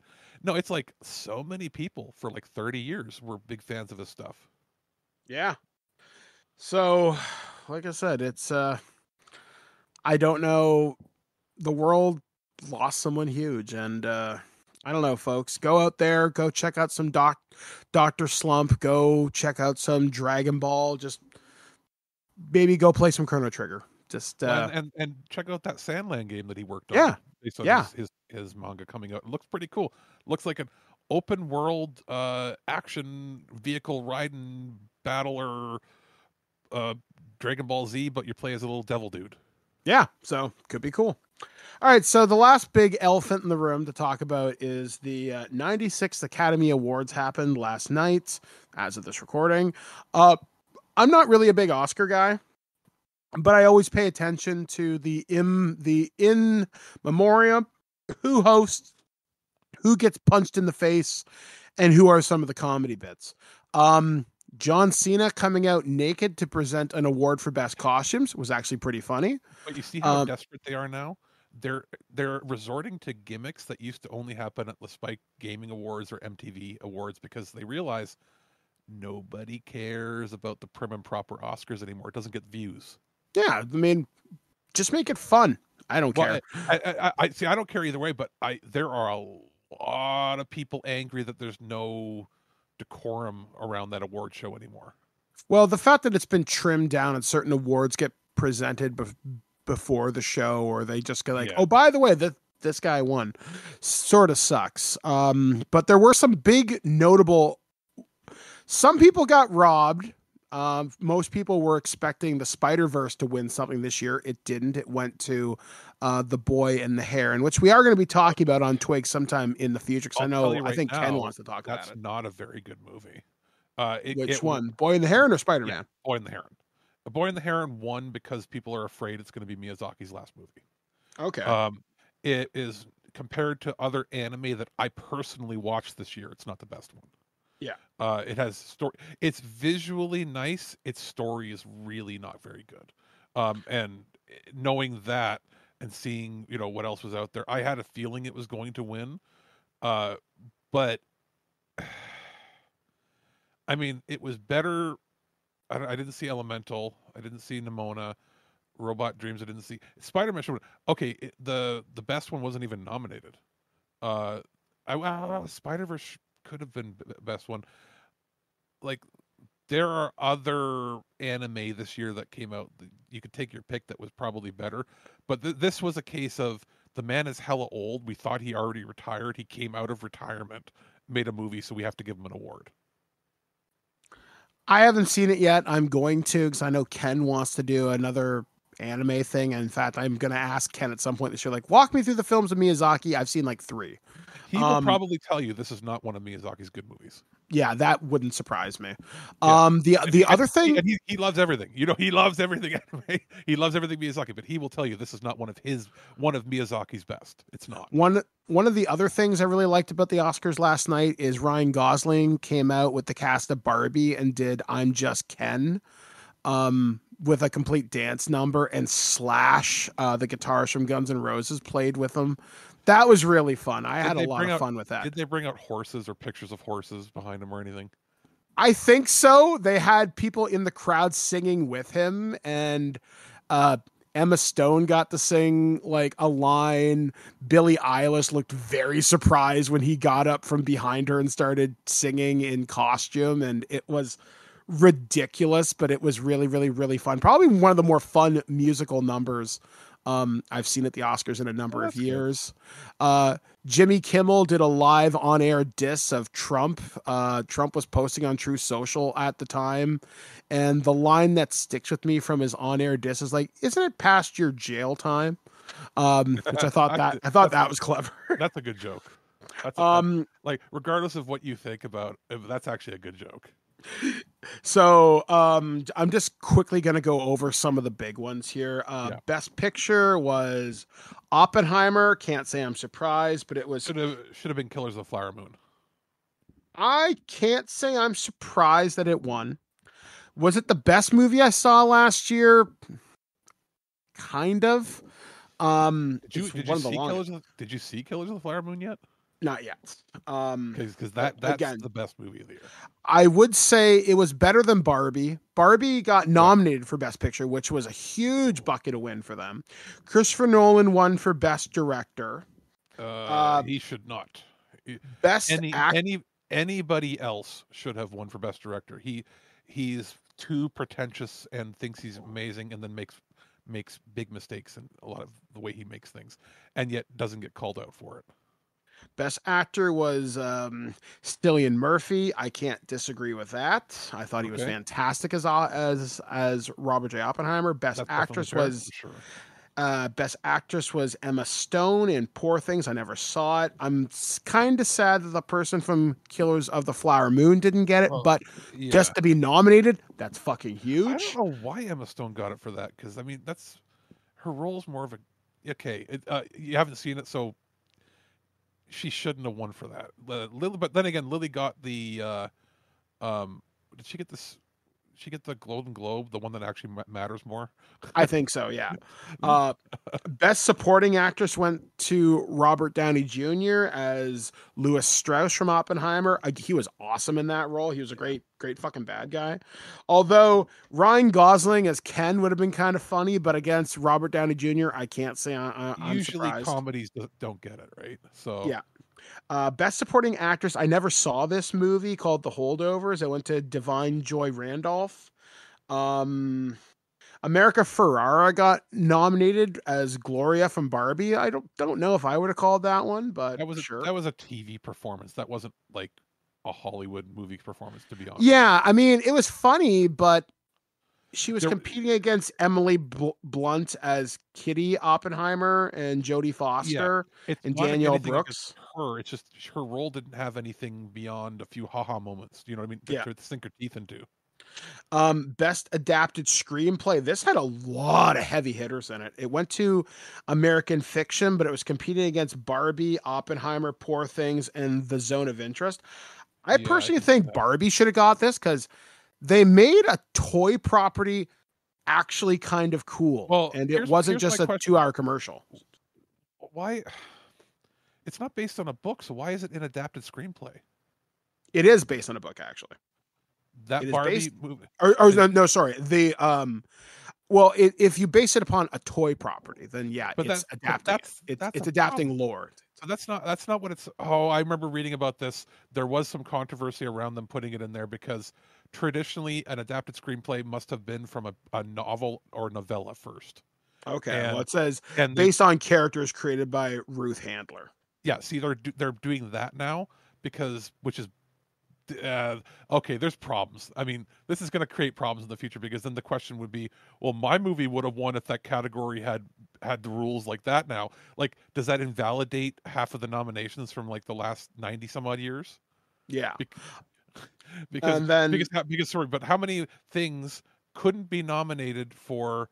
You know, they only had so many that they could put into the original screenplay. And they didn't get nominated in the adapted screenplay category because it has to be based on a book, even though it was based on some character we knew. So this is going to create problems. Ugh, I fucking hate the Oscars. I'm sorry. And then best animated feature, as we discussed, went to The Boy and the Heron. It was up against Elemental, Nimona, Robot Dreams, and Spider-Man Across the Spider-Verse. I remember, I think the guy who plays Miles wrote on Twitter, "We were robbed." Other stuff. Oh, one that's really important to mention is Godzilla 1. Godzilla -1. That really surprised me. What did it win Best for? I think best visual effects. Because it was weird because it wasn't nominated for Best International Picture. Best original score went to Ludwig von Göransson for Oppenheimer. That's a pretty good score. Although John Williams got nominated for Indiana Jones and the Dial of Destiny, and I don't recall a single memorable bit of music out of that entire I don't thing. think he made new music. I think he took old music and made some slight alterations, so I don't know if that counts. Best original song. This was a... Or Sorry. should he be nominated for Best Adapted Score? Mm. Are they going to make a category for that shit now, too? Best original song. This was a fairly interesting category because 2 songs from Barbie got nominated. One won. What Was I Made For, which was written by Billie Eilish and her brother Phineas O'Connell. I think that's her brother or something like that. Wait, that's the one that won? Yeah. That's such a boring fall asleep song. I would disagree. I'm Just Ken, I think, is more fun. That's more of a movie song. Yeah. One of the songs from Killers of the Flower Moon got nominated. One from American Symphony, and The Fire Inside from Flaming Hot also got nominated. Best Sound went to Zone of Interest. It was up against Oppenheimer, Mission Impossible, Maestro, and The Creator. Let me see. Best production design. I'm very surprised Barbie didn't win this, or Killers of the Flower Moon. Best cinematography went to Oppenheimer. Can't say I'm surprised. Because Poor Things won best production. That's because half the movie is like black and white and made to look like Frankenstein's castle. Oh, okay. Best makeup went to Poor Things. It was up against Oppenheimer, Maestro, and some stuff I never heard of. Best costume design, again, very surprised Barbie didn't get this, but again, it went to Poor Things. But it was also up against Killers of the Flower Moon, Napoleon, and Oppenheimer. Best film editing went to Oppenheimer. It was up against Anatomy of the Fall, The Holdovers, Killers of the Flower Moon, and Poor Things. Godzilla beat The Creator. The Creator's the best looking science fiction special effects I've seen almost ever. Yeah, and it was up against The Creator, Guardians Volume 3, Mission Impossible Dead 1. I give up on the Oscars. The Oscars doesn't make any sense to me. Like, Godzilla -1 looked good, but it did... The Creator has the most realistic integrated special effects that look like they're part of the real world that I've ever seen, ever, and it was done on a tiny budget. Yeah, it kind of surprised me that Godzilla went. I'm thinking, that's weird, but kind of cool. I mean... I guess I'm looking forward to eventually seeing Godzilla -1 when I can get either a review copy or it comes out on VOD. We get emails all the time about how great it's doing, and I asked, hey, could we have a screener? And then we're told they're not offering that. Like, well, awesome. Thank you, you whatever. It's like, okay, Toho, like, I would like to promote your thing, but I didn't get a chance to see it. So yeah, exactly. Yeah, so I don't want to put my name behind something unless I can see it. Yep, I'm the exact same mindset. So yeah, that pretty much does it for that, for the nerd news. So I guess congratulations to all the winners. Congratulations to all the nominees. There was one picture I just saw where people from the reservation where Killers of the Flower Moon was based on, I think, they went to the Oscars. So that looks pretty cool. Oh, the Osage people, eh? That's yeah. Cool. And again, it just some of the people, like everybody talks about people that were dressed up. One of the girls looked suspiciously like a Jellicent from Pokemon Go. I think it was like Ariana Grande or something. And it's ridiculous. Yeah. I'm just glad the John Cena joke was funny, and I got to see Ryan Gosling saying "I'm just Ken" again. So yeah, like for me, I try not to be cynical. I haven't liked the Oscars in probably 20 years. I found that like their whole academy to be kind of irrelevant compared to actual critics. It's a popularity contest within a group of voting people that half of them aren't even understanding what makes a good movie anymore. They're just sort of, they check a box of, oh, my friend so-and-so produced this movie, so I'm going to check off a box saying that they like, that they should win everything. It's that kind of, like, there's no accountability to the Oscar committee the same way there is with others. And it's not impossible to get on the Oscar screener list, which is kind of interesting. Like, I'm not saying we're in the running, but I know people that I could make a phone call to say, "Hey, can we just get the screeners? We don't want to vote. We just want to see the movies." We just before it was okay. Fun fact for all those people that want to know something very quick about old piracy. You know how like Russian copies of DVDs became all the rage in like the mid to late 2000s? That's how a lot of things were leaked. Almost all of the original like DivX file sharing things on Napster and like Kazaa and everything that were from AXO, the release group guy. Almost every single one of them was ripped from either stolen or acquired Oscar nomination like for contender disc, screener discs. They weren't screeners that were like the screeners that go to the public or to the people for review. You know, we've received the old ones, especially. They would do things like flash black and white every now and then, have your name across the top, all that stuff. The screeners that went to the Oscar people were pristine copies of movies, and they would get them sometimes weeks and weeks and weeks and weeks early. And that's what, so like 90% of the old like standard definition movie releases that you'd find on pirated websites or people had on burnt discs were actually screener copies for the Oscars. Huh. Well, So you learn something new every day. Fun little fact from 20-some-odd-year-old piracy. But yes, beyond that, I mean, I will, as somebody like myself, I'll look at the list of what I'm actually going to go watch myself is I want to watch some of the performances if there was any, like, was there music and stuff done there? Yes. Outside of that. So I'll go watch that. And what I want to see, we didn't mention it, but I'm always interested in looking at the in memoriam section at the award shows. Yeah, this year's was pretty good. I know we talked about Treat Williams on the show. He was at least on the placard that they popped up, but we saw Michael Gambon, who played Dumbledore on there. We saw a bunch of marketing and production executives, which I thought was kind of interesting. Yeah. Like just people you wouldn't necessarily think of, but if you're in Hollywood, you probably know who these people are. That's why I like watching it too. So sometimes it's sad that sometimes people have to die before they get any recognition, but sometimes like you'll see somebody pop up and the crowd will go crazy for him, and it'll be like key grip or something, or like it'll be like grip or production assistant. Like why is everybody like that? It's like, oh, because that person maybe worked on when it's like when it's the Emmys or something, they'll be like, oh, that person worked on like All My Children for like 30 years and every cast member and crew loved him behind the scenes. He was just an amazing person. And then that's the only time you ever get to see them is on the in memoriam. So that's what I like to see too. It's not just like the big celebrities. It's when you find somebody that's like, you know, was really important to them in a community sense that doesn't always get the praise. Mm-hmm. So, guys, that's going to do it for this edition of the Nerd News Network, only on ThisWeekInGeek.net. We're going to take a break here on the show. We're going to take a listen to one of Alex's reviews right now, and then we're going to break into the weird news, and then we're going to close out the show as we often do, and we will be back right here on ThisWeekInGeek.net. Here's a little something that I know Birdman's probably going to be jealous of. Actually, you know, he won't be because I'm going to make sure he gets my copy of it. Our friends over at Mill Creek sent a review copy of Icons Unearthed Star Wars. This is a Blu-ray set with a 6-part documentary series. So it's everything Star Wars. From the earliest screenplay draft to the excitement, like when the lights go down in the theater.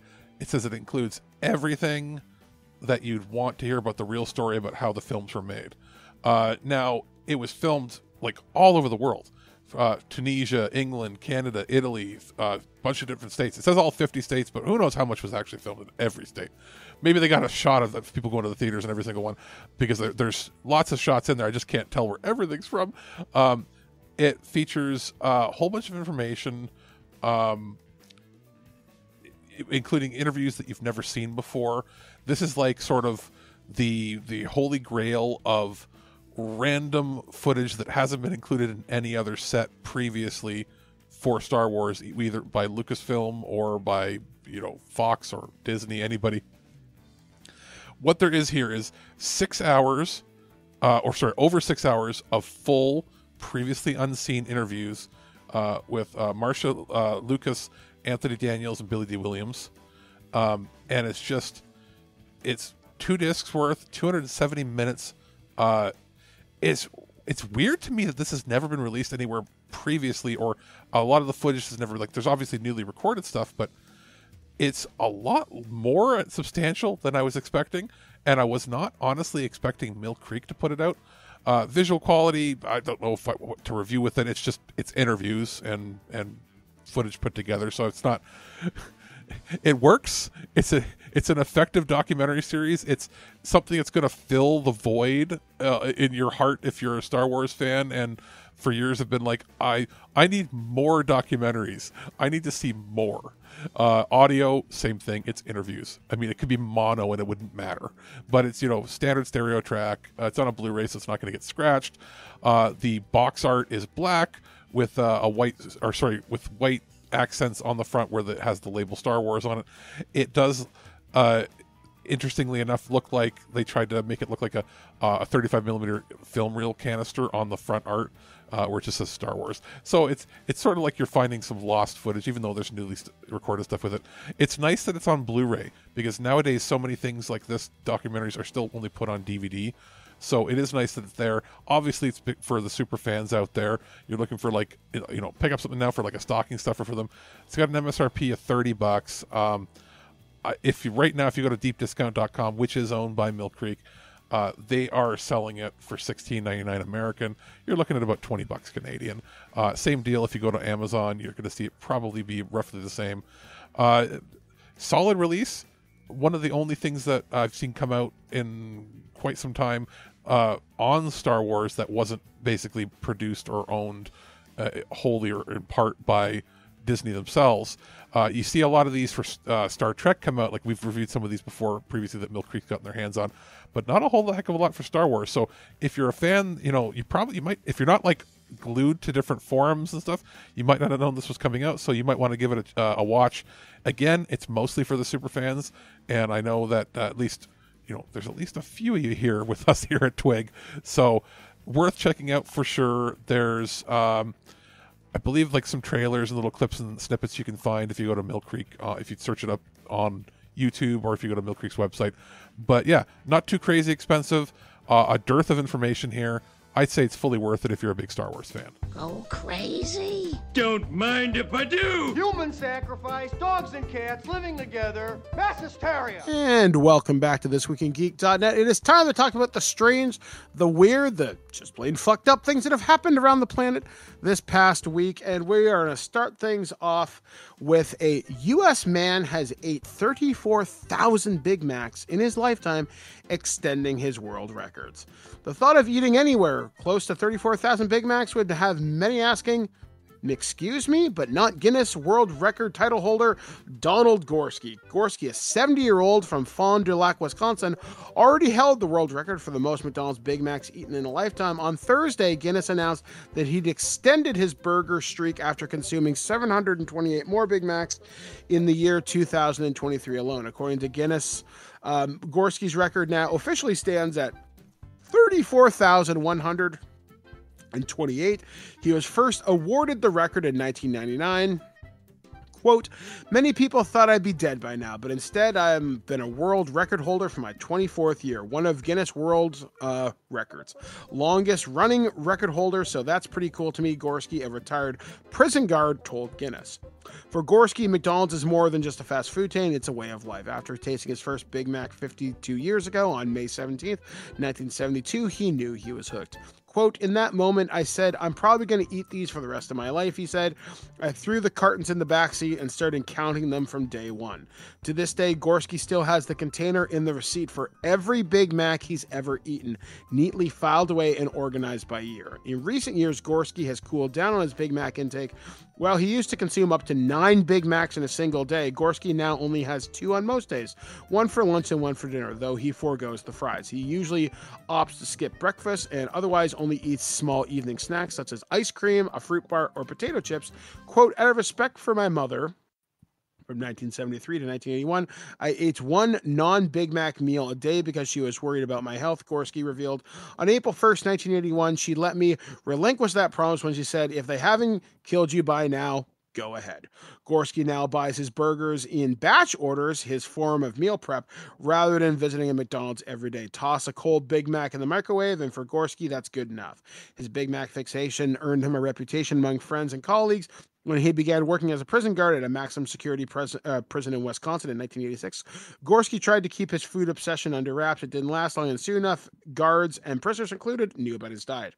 Gorski said some of his co-workers would even sneak a Big Mac in prison when he worked double shifts. If I had $1 for every time I was told to stick my Big Macs, I could have retired 10 years ago. In a 2022 video about his record, Gorski spoke about his propensity to stick with what he knows. When I like something, I stick with it all the time. I'm not the type of person that tries new stuff. Gorski's wife, Mary, told Guinness she was unaware of his Big Mac obsession when they first met. Gorski did, however, propose to her in the McDonald's parking lot. As far as Don's health, the doctor said it's pretty good, actually. Mary revealed his blood sugar has been normal. His cholesterol has been exceptionally good. Gorski said he stays in shape because he's hyperactive and does, quote, a lot of walking, often 6 miles over 9.6 kilometers per day. Though Gorski's a record holder, it has never been only about the accolades for him. In 2011, after he consumed his 25,000th Big Mac, Gorski told The Guardian he plans on eating the burgers until the day he dies. I have no intention of changing, he said. I think that was on television. I remember, was it on Ripley's Believe It or Not, or there was, it wasn't just a news show. It's on, you can find it, I think, clips of that around that time. He was on a bunch of different news shows. Yeah. So the article concludes by saying it is still my favorite dude. So safe to say, it doesn't seem like anyone will be coming for Gorski's Golden Arches crown anytime soon. It might be worth connecting to Gorski to a fellow McDonald's fan, Kevin McGinnis, who last year went viral after he said he lost almost 60 pounds eating only McDonald's food for over 100 days. It's funny. I actually had a Big Mac a couple of weeks ago, and I looked at Blair, and I'm thinking, you know what? I don't think I like this anymore. It's all bread. It's all bread and almost no meat. It tastes different now. Like, it tastes too sweet. It's weird. If you're somebody like I will try a Big Mac once every 3 or 4 years. Mm-hmm. Like, if I go to McDonald's, if I'm going to get anything, I want a larger meat to bun ratio, especially since surgery, when, you know, bread just sticks funny to you, right? Yeah. So I am more likely to get a McDouble. I don't want all the extra cheese because then you're going to have to go to the bathroom. No, but I will get a McDouble, and I will pay the extra $1 something to get a third patty on there, and that basically makes it a quarter pounder, but with a small bun. See, that's what I prefer too. Like, honestly, my favorite thing is the McDouble, and that's all I really need. Sometimes I might get the bacon on it. I might get some extra pickles and onions, especially pickles, because McDonald's pickles just taste better. Like, what I would prefer is like a Junior Mac. I wish they had the Mac snack wrap. Do you remember those? Yeah, but like, and that's what I would get. Like, instead of the just ketchup mustard, I would get, if they charge you extra now when you want to alter things, but like, I would just get a McDouble with Mac sauce and pickles, and I mean, and lettuce, and that would be all I'd want. I just don't want all the bread. I don't need a third slice of bread inside of my already too big bun. Like, I'm a stickler for bun to meat ratio, and there is no bun to meat ratio on. Like, remember when they tried, what was it, the Grand Mac, which was just a Big Mac made with quarter pound things, and it was like, well, that's getting closer to what it should be. Yeah, I mean, and I think someone had said the only reason there's the third bun in there is because when the thing was first created, Ray Kroc, the creator, stole the idea off another local kind of burger chain. I mean, and it's weird. As a kid, I used to really like Big Macs, but if I had to choose the hierarchy of fast food burgers, the Whopper's my favorite. And consider for our American listeners that we don't have Jack in the Box, White Castle, Hardee's. In Hardee's, we used to have Carl's Jr., but that's all gone from Canada, and we also don't have In-N-Out or any of Jack in the Box or any of those ones. We are basically stuck with basic American ones, and then maybe 1 or 2 regional chains. Yeah, like we just got Five Guys in the last couple of years, and you are going to pay out the ass to go to Five Guys. And even still, it's all greasy and shit anyway. True cheap fast food. Also, weirdly, I don't know if it anymore, but for 6 months, our Arby's had a Wagyu beef burger, which is weird. I remember that. Never tried it, but I remember it was okay. I tell you, it's not real Wagyu. It's just maybe like 1% Wagyu beef in it, but yeah, because that $12 fast food burger would be like $150. But yeah. Beyond that, like we have Burger King and McDonald's. Wendy's. Also, did you know something interesting? Did you know that A&W doesn't have restaurants in the States anymore, and they haven't for like 30 years? Really? Because in most American states, there might be a few lingering ones, you know, like 1 or 2 mom and pop shop owned ones. But I found that out recently, and I didn't believe it till I looked. Yeah, they do not have a full like nationwide chain of restaurants in the States. There's only like a handful of a couple. It's because A&W Canada split from them in the 70s, and we still have like a giant chain up here. Yeah, like for example, like if I want to bring something into the movies, it makes a lot more sense for me to smuggle in a mama burger because it's mostly meat as opposed to bun. Yeah. And considering they also never had the burger family down there. Yeah. Like, I don't know. Like, honestly, my preferred burger, if I do get fast food, I like McDonald's because it's cheap. And if I get the right thing, it's usually not too bad for me. In fact, when I clock out the calories for a McDouble, it's like 430. And if that's going to be your entire meal, it's not like you're having the pop because we literally can't. You could do a lot worse. You could do a lot better, of course. And that's why you pay the extra $1 to add an extra burger patty on there, because you'll pad out your protein. And it's better than getting 2 of those burgers because it's all bun. Yeah. So, I mean, obviously not the healthiest choice in the world, but then again, calories in, calories out, do the rest of your work otherwise. But if you really want fast food and you're strapped, you don't want to, make your own stuff. Another quick tip for anybody that wants a sort of semi-healthy one is you get yourself the Happy Meal. You get the one with actually, I don't know if they do it. Okay. Again, for our American listeners in Canada, Happy Meals, you have your burgers and chicken nuggets, but the most popular item with our Happy Meals up here is the chicken, like a chicken snack wrap, which I don't think they have in the States, where it's basically a junior chicken, half a junior chicken patty wrapped up in a small kid's wrap with lettuce and everything. Well, you can pay an extra $1 and get a second piece of chicken inside of there, so it doubles up on the meat and the wrap. Have that, and then you can replace the fries with either apples or was it cantaloupe or pineapple sometimes. So yeah, something like that. And then you get a yogurt and you get a toy. Yeah, all for like $5. Yeah, I mean, I don't know. Good on you, Mr. Gorski, and your 34,000 Big Mac. I don't know how much that's cost over a lifetime. Well, when he started getting them, they were like $0.25. So yeah, like actually, no, wait. When he started getting them, I think it was like 49 cents, which is like $1 in today's money, $1.50. And now they're like $7 or $8. Oh, dude. Because of surge pricing in most areas, if you're getting them around dinner time, it's like $12.99 for a burger or $14 for the combo. Never noticed. I'll tell you right now, that's a lot of money for a whole lot of bread and little of meat. Yeah, I mean, gross.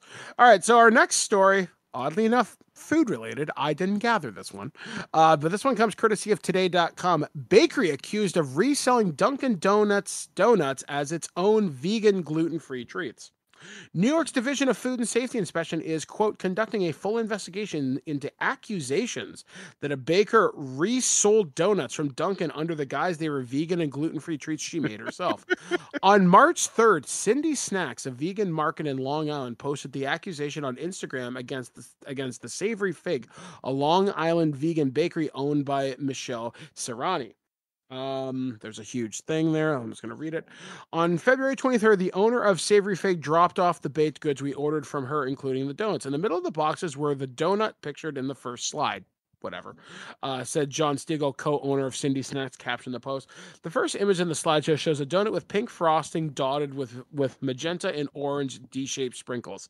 Stengel said he became concerned when he noticed the sprinkles bear an uncanny resemblance to Dunkin's, so the donut looked different than the rest of the order. He says he removed the donuts from a sale before contacting Serrani in hopes of clearing things up. Quote, I raised my concerns respectfully, hoping a simple explanation with confirming evidence would clear this up. We, Cindy and I, were not given satisfactory answers nor evidence in that moment how deep down how bad this was, Stengel wrote of his and his wife experiences.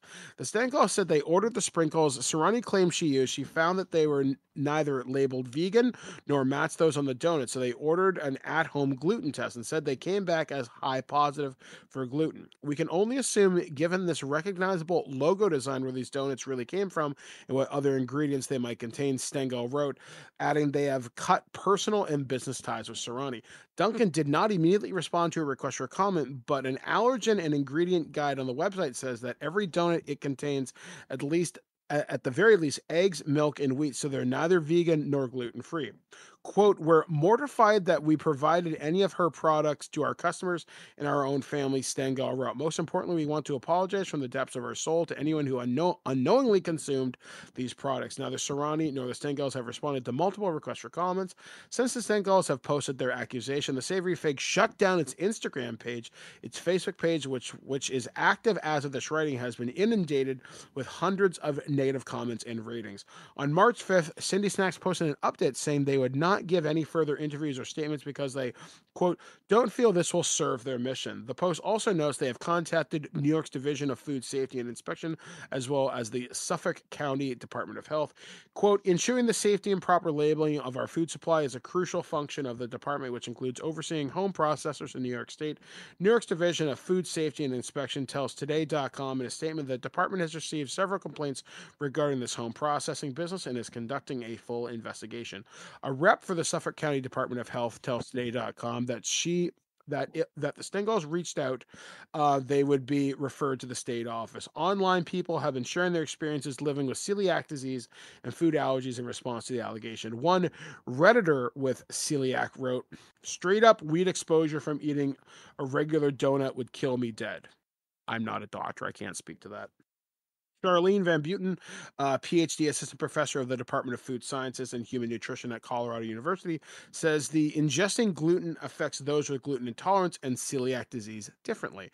Celiac disease is an autoimmune disease. If an individual with celiac eats gluten, it causes what is known as leaky gut, which means the intestines lose some of their ability to keep bacteria, toxins, and food particles out of the bloodstream, Van Buiten tells Today.com. This may cause the immune system to target gluten as a foreign invader, further damaging the intestine. Fortunately, adherence to a gluten-free diet can help the intestines repair the damage, she says. Van Buiten says, in contrast to celiac disease, gluten intolerance is most often characterized by a handful in system, including bloating, nausea, brain fog, joint pain, or skin rash when a person consumes gluten. There is, quote, a gluten allergy, which is similar to a peanut allergy, in which you can get anaphylaxis, a life-threatening allergic reacting within minutes of ingesting gluten, says Dr. Purvia Perkey, an allergist and immunologist at NYU Lango and Health, tells Today.com of wheat allergies. There's a whole myriad of less severe intolerances, but severe or not, there needs to be a transparency in food labeling and ingredients, as it can be deadly. Parika says many companies and restaurants now have a gluten-free option, but the problem is it's hard to know what has trace amounts or even large amounts of gluten unless you prepare it yourself. This is often the safest way to proceed. She adds the concerned individuals should try to be well versed in what to look for on labels to keep themselves and their families safe. Yeah, if you're gonna straight up resell shit, no. And I'm just looking at this donut. It's not even a good donut either. If you're passing off like some artisanal place, like, hey, we don't have the facilities to make this, but we have a partner, you have to disclose that. Yeah, and if you have a commercial kitchen, you have certain regulations you have to also pass. Sounds like, is this company just some lady making it out of her home? Kind of. And it's funny because like you can buy things off of Facebook Marketplace, and it's people making stuff in their home kitchen, and buyer beware, because you don't know what's in it. For the most part, you're probably getting stuff that's fairly safe. But there's also legal ramifications of you legally, depending on the state or province and your regulations you legally have to have, like, you have to be able to have a health inspector come and inspect your home then. Mm-hmm. Like how many cases is somebody preparing food like that and they get like a dog hair in it. It's like, oh, sorry, I'm just a home cook that's running a business. You're not allowed to do that. You're not allowed to run a catering business from your home unless you have gotten paperwork to have it zoned for that. And if you're like, oh, well, it's just a hobby. No, you're not allowed to do that as a professional business. I mean, it's a little different, and even not really, as I say this out loud, when you sell stuff to like a community bake sale or stuff like that. Because again, you have so many new allergies, and in the world of 2024, well, if you're running you have it as so a much to be business, aware of. If you're making it for community bake sales, it's like, I just made, I do all the bake sales and I make some extra money. That's one thing. This person has a registered business that they were using to cater for other people. People that do catering out of their homes, usually, if they're doing it professionally, they have a separate kitchen. They have a home kitchen, and they have like an office, or they have another area that is designated specifically as their work kitchen. And if you don't have that, then you're not serious about it, and you're also skirting a lot of safety regulations. Yeah, like it's not cool to do this. Plus, cross contamination. Like there could be any number of things that can go wrong. Like outside of the ethical issue of that, the biggest issue nowadays is health. Is like true safety issues. You could say you don't have anything in it, and then it turns out the person dies. You know that if a person did have an allergy to something, and you just used some pre-made something from somebody else, or you had some cross-contamination and they die, you can go to prison. Yeah, because you're on the hook for that because you lied. Yes, you lied, and you're not, and you like not just the civil issues you'd have, or even issues with the government regarding not having the right paperwork and not being zoned for it, yada yada yada, all the bureaucracy out of there. You can actually go to prison then. So, be lucky that it was just gluten and it wasn't like somebody that had a peanut allergy that died after eating something you passed off as your own. So, yeah, I mean, ultimately, I hope, the state health inspector does get involved. I'm not saying we need to burn the witch, so to speak, but you need to be held accountable. But remember, was it the America runs on Duncan? It does run on Duncan. Just don't buy the artisanal Duncan. Just remember when you're getting gluten-free things that sometimes it might just be Duncan. Yeah, so just in case, folks. Okay, and our last story comes courtesy of electrek.co. Alex found this story for us today. You're welcome for this. Amazon just bought a 100% nuclear-powered data center. One of the largest nuclear power plants will directly power cloud service provider Amazon's Web Services' new data center. Power provider Talon Energy sold its data center campus Cumulus data assets to Amazon Web Services for $650 million. Amazon will develop up to a 960 megawatt data center at the Salem Township site in Luzerne County, Pennsylvania. The 1,200-acre campus is directly powered by an adjacent 2.5 gigawatt nuclear power station, also owned by Talon Energy. The 1,075-acre Sequina Steam Electric Station is the sixth largest nuclear power plant in the U.S. It has been online since 1983 and produces 63 million kilowatt hours per day. The plant has two General Electric boiling reactors with a Mark II containment building that is licensed through 2042 and 2044. According to Talon Energy's investor presentation, it will supply fixed-price nuclear power to Amazon's new data center as it's built. Amazon has a minimal contractual power commitments that ramp up to 120 megawatt increments over several years. The cloud service giant has a one-time option to cap commitments at 480 megawatts and two 10-year extension options tied to nuclear license renewals. And then it goes into the company's take on it. Nuclear isn't everyone's favorite source of net zero power, but this purchase makes it so much sense for Amazon Web Services. There's an enormous demand for what Amazon's Web Services provide, which takes energy. Susquehanna Steam Electric Station is already online, and the data center campus is turnkey. Amazon moves in. It powers up 100% clean energy. Talon Energy Cumulus data assets in 2020 for precisely this reason, to converge, quote, digital infrastructure and clean power, and it looks like the idea really paid off. So kind of surprised this hasn't happened before, honestly. Am I the only person that sees this and has trigger warnings of this is where Skynet's going to happen when they're using it to power their AI data center? It's going to be self-sustained using nuclear fission. Well, I'm pretty sure the robot overlords will be kind to us. But no. no, but But like, yeah, but like, is this not okay? Is this also not what a giant, like James Bond villain, like he already looks like Blofeld, but like, would this not be the perfect cover? It's like, yeah, underneath there he's like training ninjas and stuff and using AI to hack governments and that. see, And this he's got his seems own. like a large military target. Okay, beyond and that too. Here's another thing. I don't believe, and this is a personal belief, I don't believe a private corporation for the sole use of business corporations, yada yada, should be allowed to own a public utility or something that can be used to power a public utility.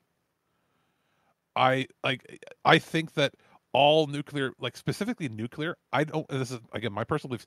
I don't believe a nuclear power plant should be owned by anything but the government. Yeah, I would agree with that. Like, if you want to have your own windmill power, you want to have whatever, like I know other people would argue that geothermal, anti-capitalist. Yeah, maybe it is anti-capitalist. I do not believe nuclear power should be out of the hands of anybody but the government that's accountable to the people.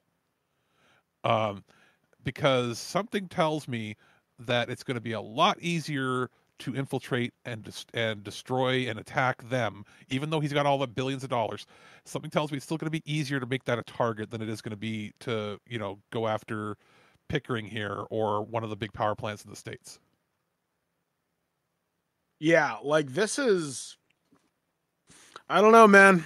There's something about this I don't like because if someone unlimited, they won't have any, like, they'll have nuclear oversight, whatever the government requires, where they have to be inspected every so often so they don't, become Chernobyl, which is probably what would happen with this place if they didn't monitor it. But secondly, I already don't like the idea of power plants and everything being completely privatized to begin with, without having governments controlling how they operate. But I also, this also will lead me to believe that they're not just going to be using it to power their regular data center.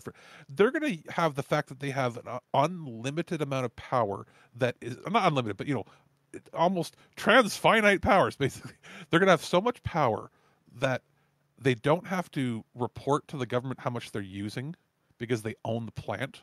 Mm-hmm.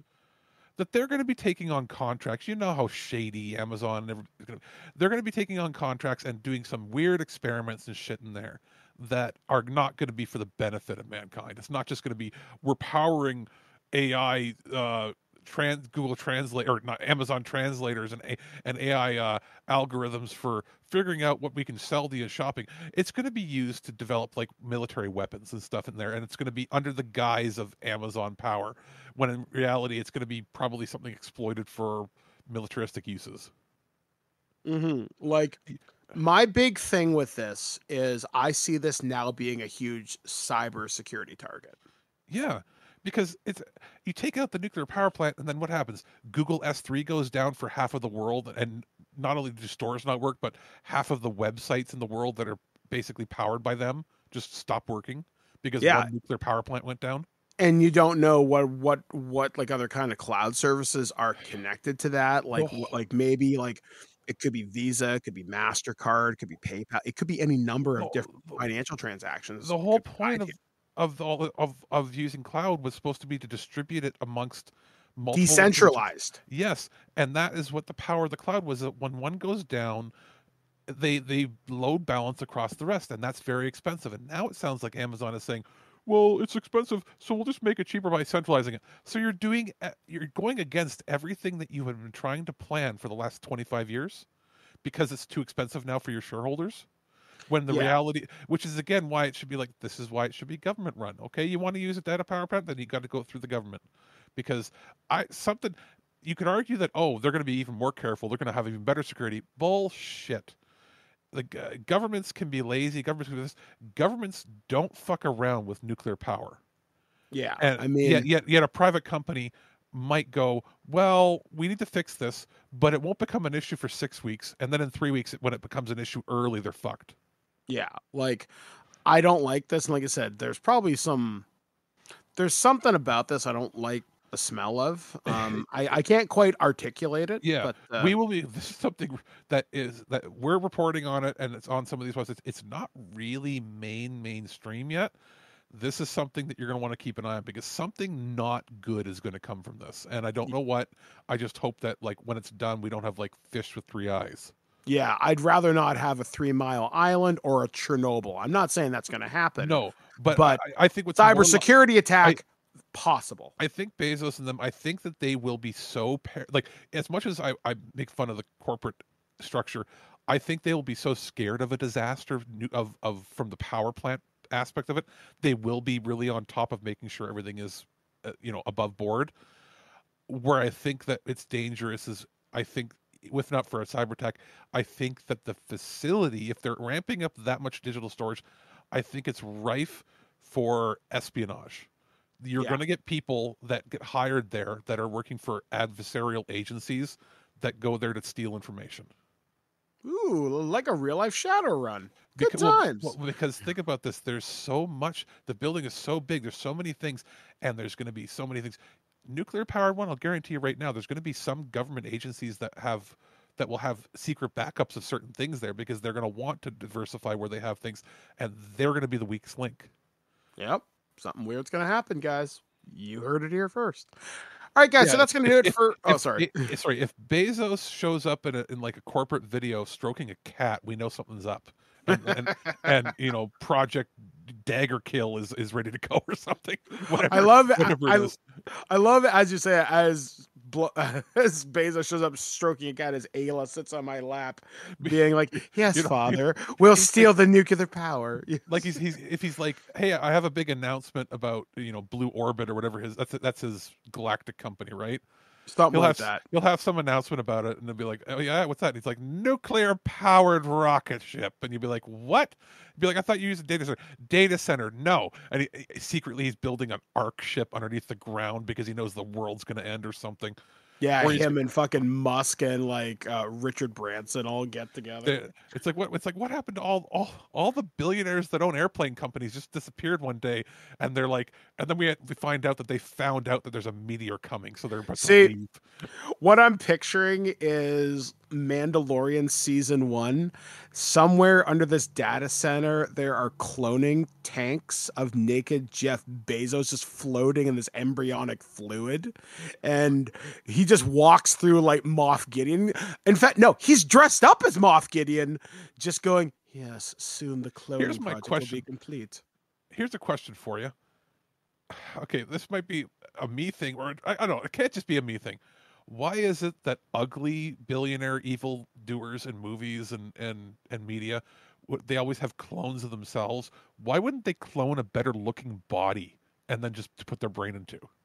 They did do that in Superman when Lex Luthor transfers his body to a younger, hipper body. I seem to recall this out of Superman. Like, how many times have we seen it where like it's like, oh my God, there's Hitler's clones. Wouldn't Hitler want a clone that doesn't look like Hitler? Wouldn't Hitler have wanted a clone that looked like the Aryan that he was trying to aspire his race to be, his master race?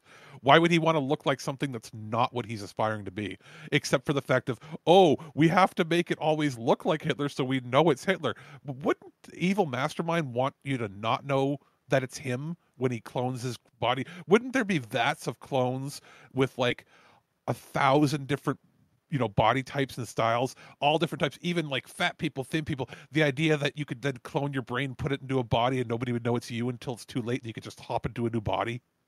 Or maybe it'll be like this is where my Doom, and there's like a spider robot that like carries around the like cloned head of said evil mastermind. You know what I mean? Like that's just where my brain goes to these places. I'm sorry.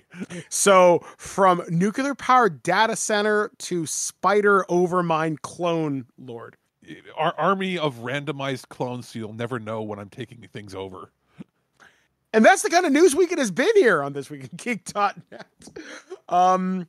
Well, folks, I don't even know how to transition out of this. So here's Alex's next review with probably less evil clones. We'll be back right after this. Alex here with a quick review. Our friends over at Asmodee Canada sent a review copy, or review unit, I guess, of the Star Wars Unlimited, which is a brand new card game. It's for 2 players. You play head-to-head. You get to play as iconic characters from the franchise across several, you end up with, I believe it's not just the original trilogy. It also has stuff from Rogue One in it, as well as Rebels and some more. What this is a brand new card game where you have duels and battles, and it's actually pretty easy to pick up and play. Kids can pick it up. I don't think anybody over the age of, like, it says ages 12 plus for it. I'll be honest. If your kid's smart, 8 or 9 years old, you can probably get into it.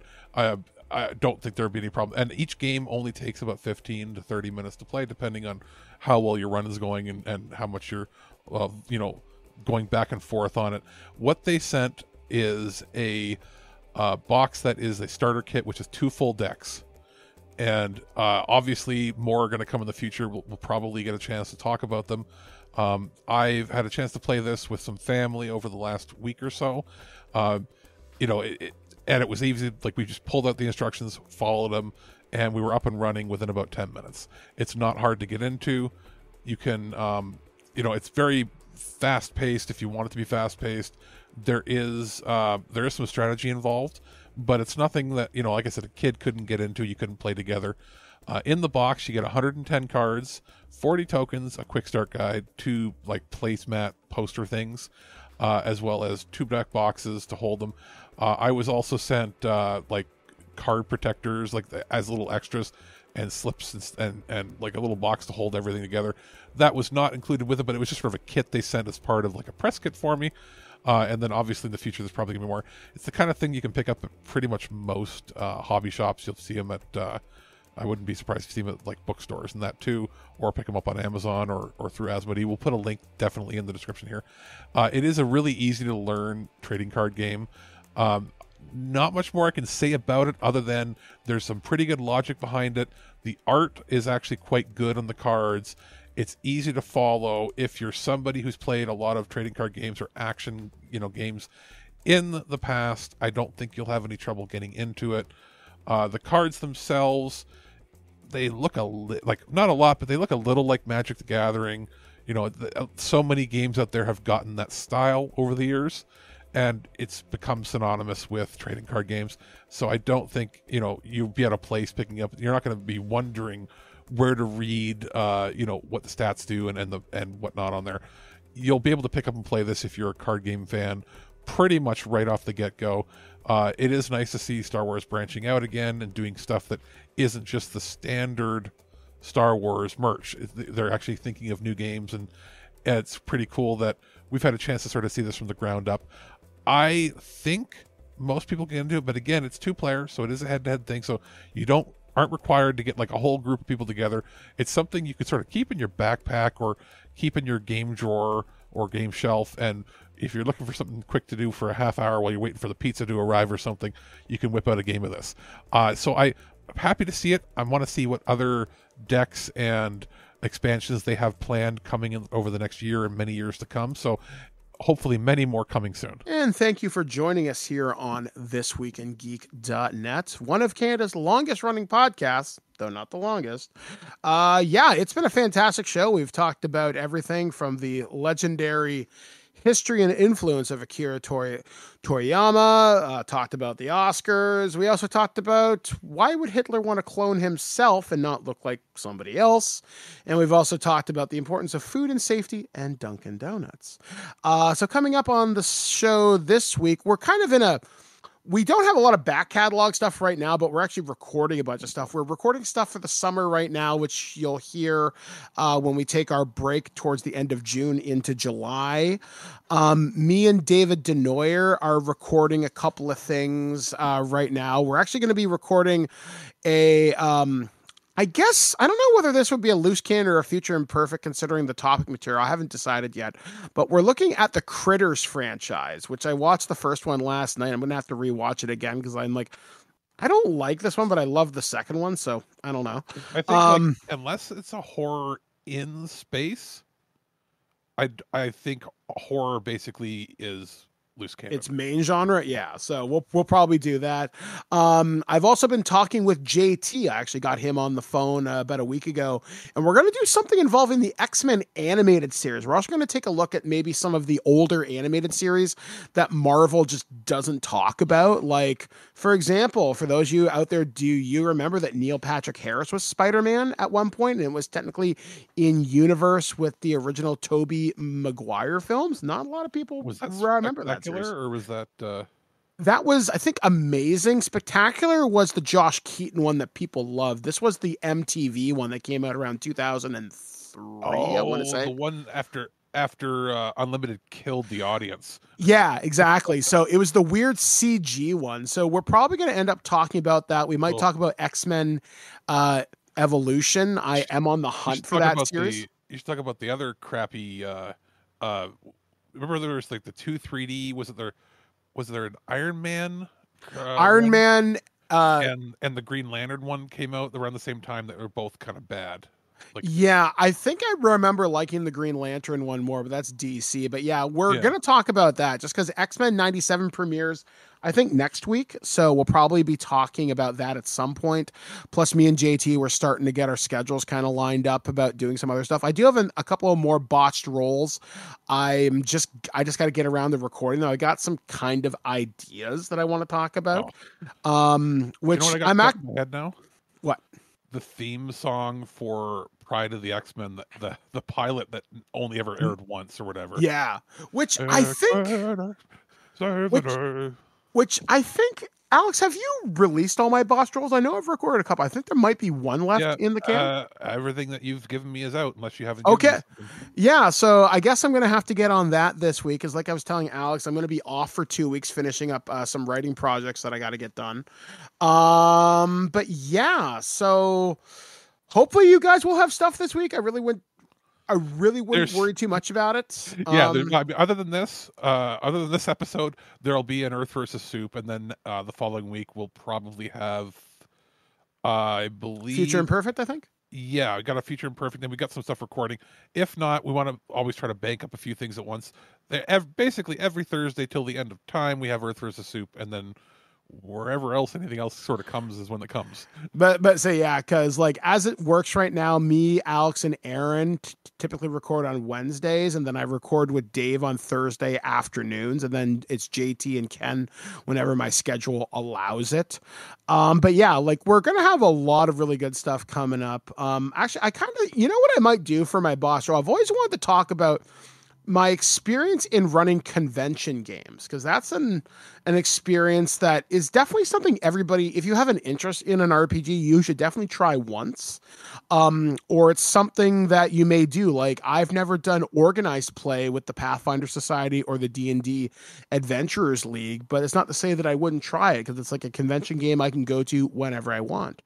But yeah, so there's going to be a lot of cool stuff. Like I said, me and Dave are going to talk about Critters, that franchise, this week. We got some other cool things. I actually might bring JT onto the show to talk about some of the older comic book movies like Spawn and Steel and Meteor Man, stuff like from the 90s that people just don't remember as fondly. But if you want to go over that, go over like the cartoons. I know he'll know a lot about stuff like was it Wildcats and Ultra Force, and he'll know all the Malibu comics and all the weird stuff from that time period. Oh yeah, like that would be a really fun episode, because I loved Wildcats as a kid.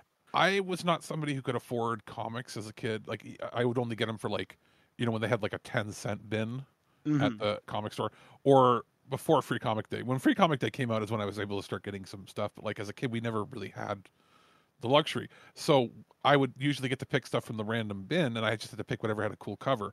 And I had a bunch of comics, but they're all sort of random ones. What's it called? Was it Youngblood? Yep, Youngblood, Valiant Universe. So yeah, I was gonna say, like, you could go over, you could pick some random stuff, and he'll probably have known exactly everything about it. So yeah, you could have some fun with like not especially like the 90s cartoons and that. I know he'll know a lot of that cool stuff. Yeah. So that might be a really fun conversation. So hopefully look forward to that in the next couple of weeks. I'm just got to get our schedules kind of lined up. But again, guys, as always, thank you for joining us here on the show. From me, Aaron, JT, Dave, whenever we get Enrique on the show.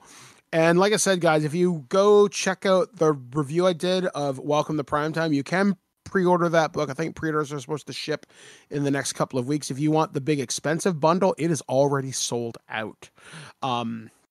Which is kind of cool because I really wanted that little Elm Street sign. So shucks howdy. But anyway, so we are going to get going here. So hopefully you guys will have a fantastic week ahead. I will see you guys in about 2 weeks live anyway. And you'll hear me on some pre-recorded content as things go forward. And wish me luck on a job interview I've got on Wednesday. I will let Alex know the good news and he will share it with you hopefully next week. So until bad news, I'll lie. Yeah, and if it's bad news, you'll never fucking know. So you'll never know. And I'll be like, everything's good with Birdman, and then if everything's bad with Birdman, I'll be like, everything's good with Birdman. I'll just say the same thing. The only thing I won't say is what the news is. Yeah. So hopefully, like I said, you guys will be good without me. I know Alex will take care of the ship while I'm gone. I'm hoping to get a chance to work more on Final Fantasy VII Rebirth. I'm only about 20 hours into it. I'm the only person I know that's beaten it, which is I got it day of release, and the only person that I know that's beaten it. I am being torn up because most of my friends and my brother have it, and he doesn't listen to this, so I can say he's about 75% done. Wow! He doesn't know how far he is though. I just got the Junion, so I've got a feeling I'm not very far at all. You're about 25%. Okay, so I've got some time. And you know, no spoil. Don't worry, everybody listen. No spoilers. I'm not telling you. Just I know where he is. He's about 75% through, and I will say this: it's no spoilers. A lot of the crazy moments are in the last 30 to 40% of the game. So, like, there's lots of amazing moments, but where you start to go like the what? Or like the if for anybody that isn't playing them and isn't planning on playing them, when you watch a streamer play them, when they get to like the second to last, few chapters of the game, that's when you're going to see all the spikes in viewership go up. Because that's when they're going to know that all the weird shit starts to happen. So I'm looking forward to getting there, and I'm looking forward to having you be, all right, I'm stuck. Well, what do I do now? So you are my working game vacuums. For like 6 days, I lived that game. So you are my own personal avalanche. All right, guys. So once again, if you want to get in touch with the show, I would love to get some ideas from doing my 24-hour wheelchair challenge in support of a local food bank. You didn't say what that actually entails. I'm going to play Pokemon Go for 24 hours in my wheelchair all around Guelph. All around Guelph. Okay, so you're obviously allowed to take a bathroom break if you got to take a bathroom break. Yep, and if I got to come home to charge my chair, as long as I'm constantly playing, I could be raiding, I could be fighting, or I could be driving in the car. And to specify, that also will mean, for instance, like, because you're in a wheelchair, it doesn't mean that you have to sit in the wheelchair the whole time if you start to get like back pain, because if it's your disability affecting you, it's not breaking the rules. You know what I mean? Yeah. If you have to lie down for an hour while you're still playing, yeah, exactly. While your chair recharges, that doesn't count as going against it. Yeah, exactly. As long as I'm constantly involved, that is the idea. So I'm hoping to raise money for a local food bank that I currently volunteer at. I just need to figure out the logistics of it. But Liam's going to help me. Blair's going to be my chauffeur. You'll be my hype man. It's going to be a good time. So it'll probably happen during Go Fest, which is in July. So I've got a few months to plan. But if you want to help me figure some of this out, I'd really appreciate the feedback. So feedback at ThisWeekInGeek.net, subject line POGO. And if we can figure something out, that'd be wonderful. I would love some support from the community. As soon as I get everything up and running, I'll post up on my socials and I'll let you guys know. So I will catch you guys again real soon. So for This Week in Geek, we have been Alex, the producer. I've been Mike the Birdman saying be excellent to each other, and we will catch you guys again next week, but I'll see you in 2 weeks. So see you soon, guys. At no point in your rambling, incoherent response were you even close to anything that could be considered a rational thought. Thanks for listening to this episode of This Week in Geek. Hungry for more? Check out our website at ThisWeekInGeek.net. You can subscribe to the podcast, browse our Twitter and Instagram, and leave your thoughts on today's topics. If you'd like to give us some feedback, send us an email at feedback@thisweekingeek.net. Tune in next time, and remember, Lower your shields and surrender your listenership. We would be honored if you would join us. Thank you for your cooperation. Good night.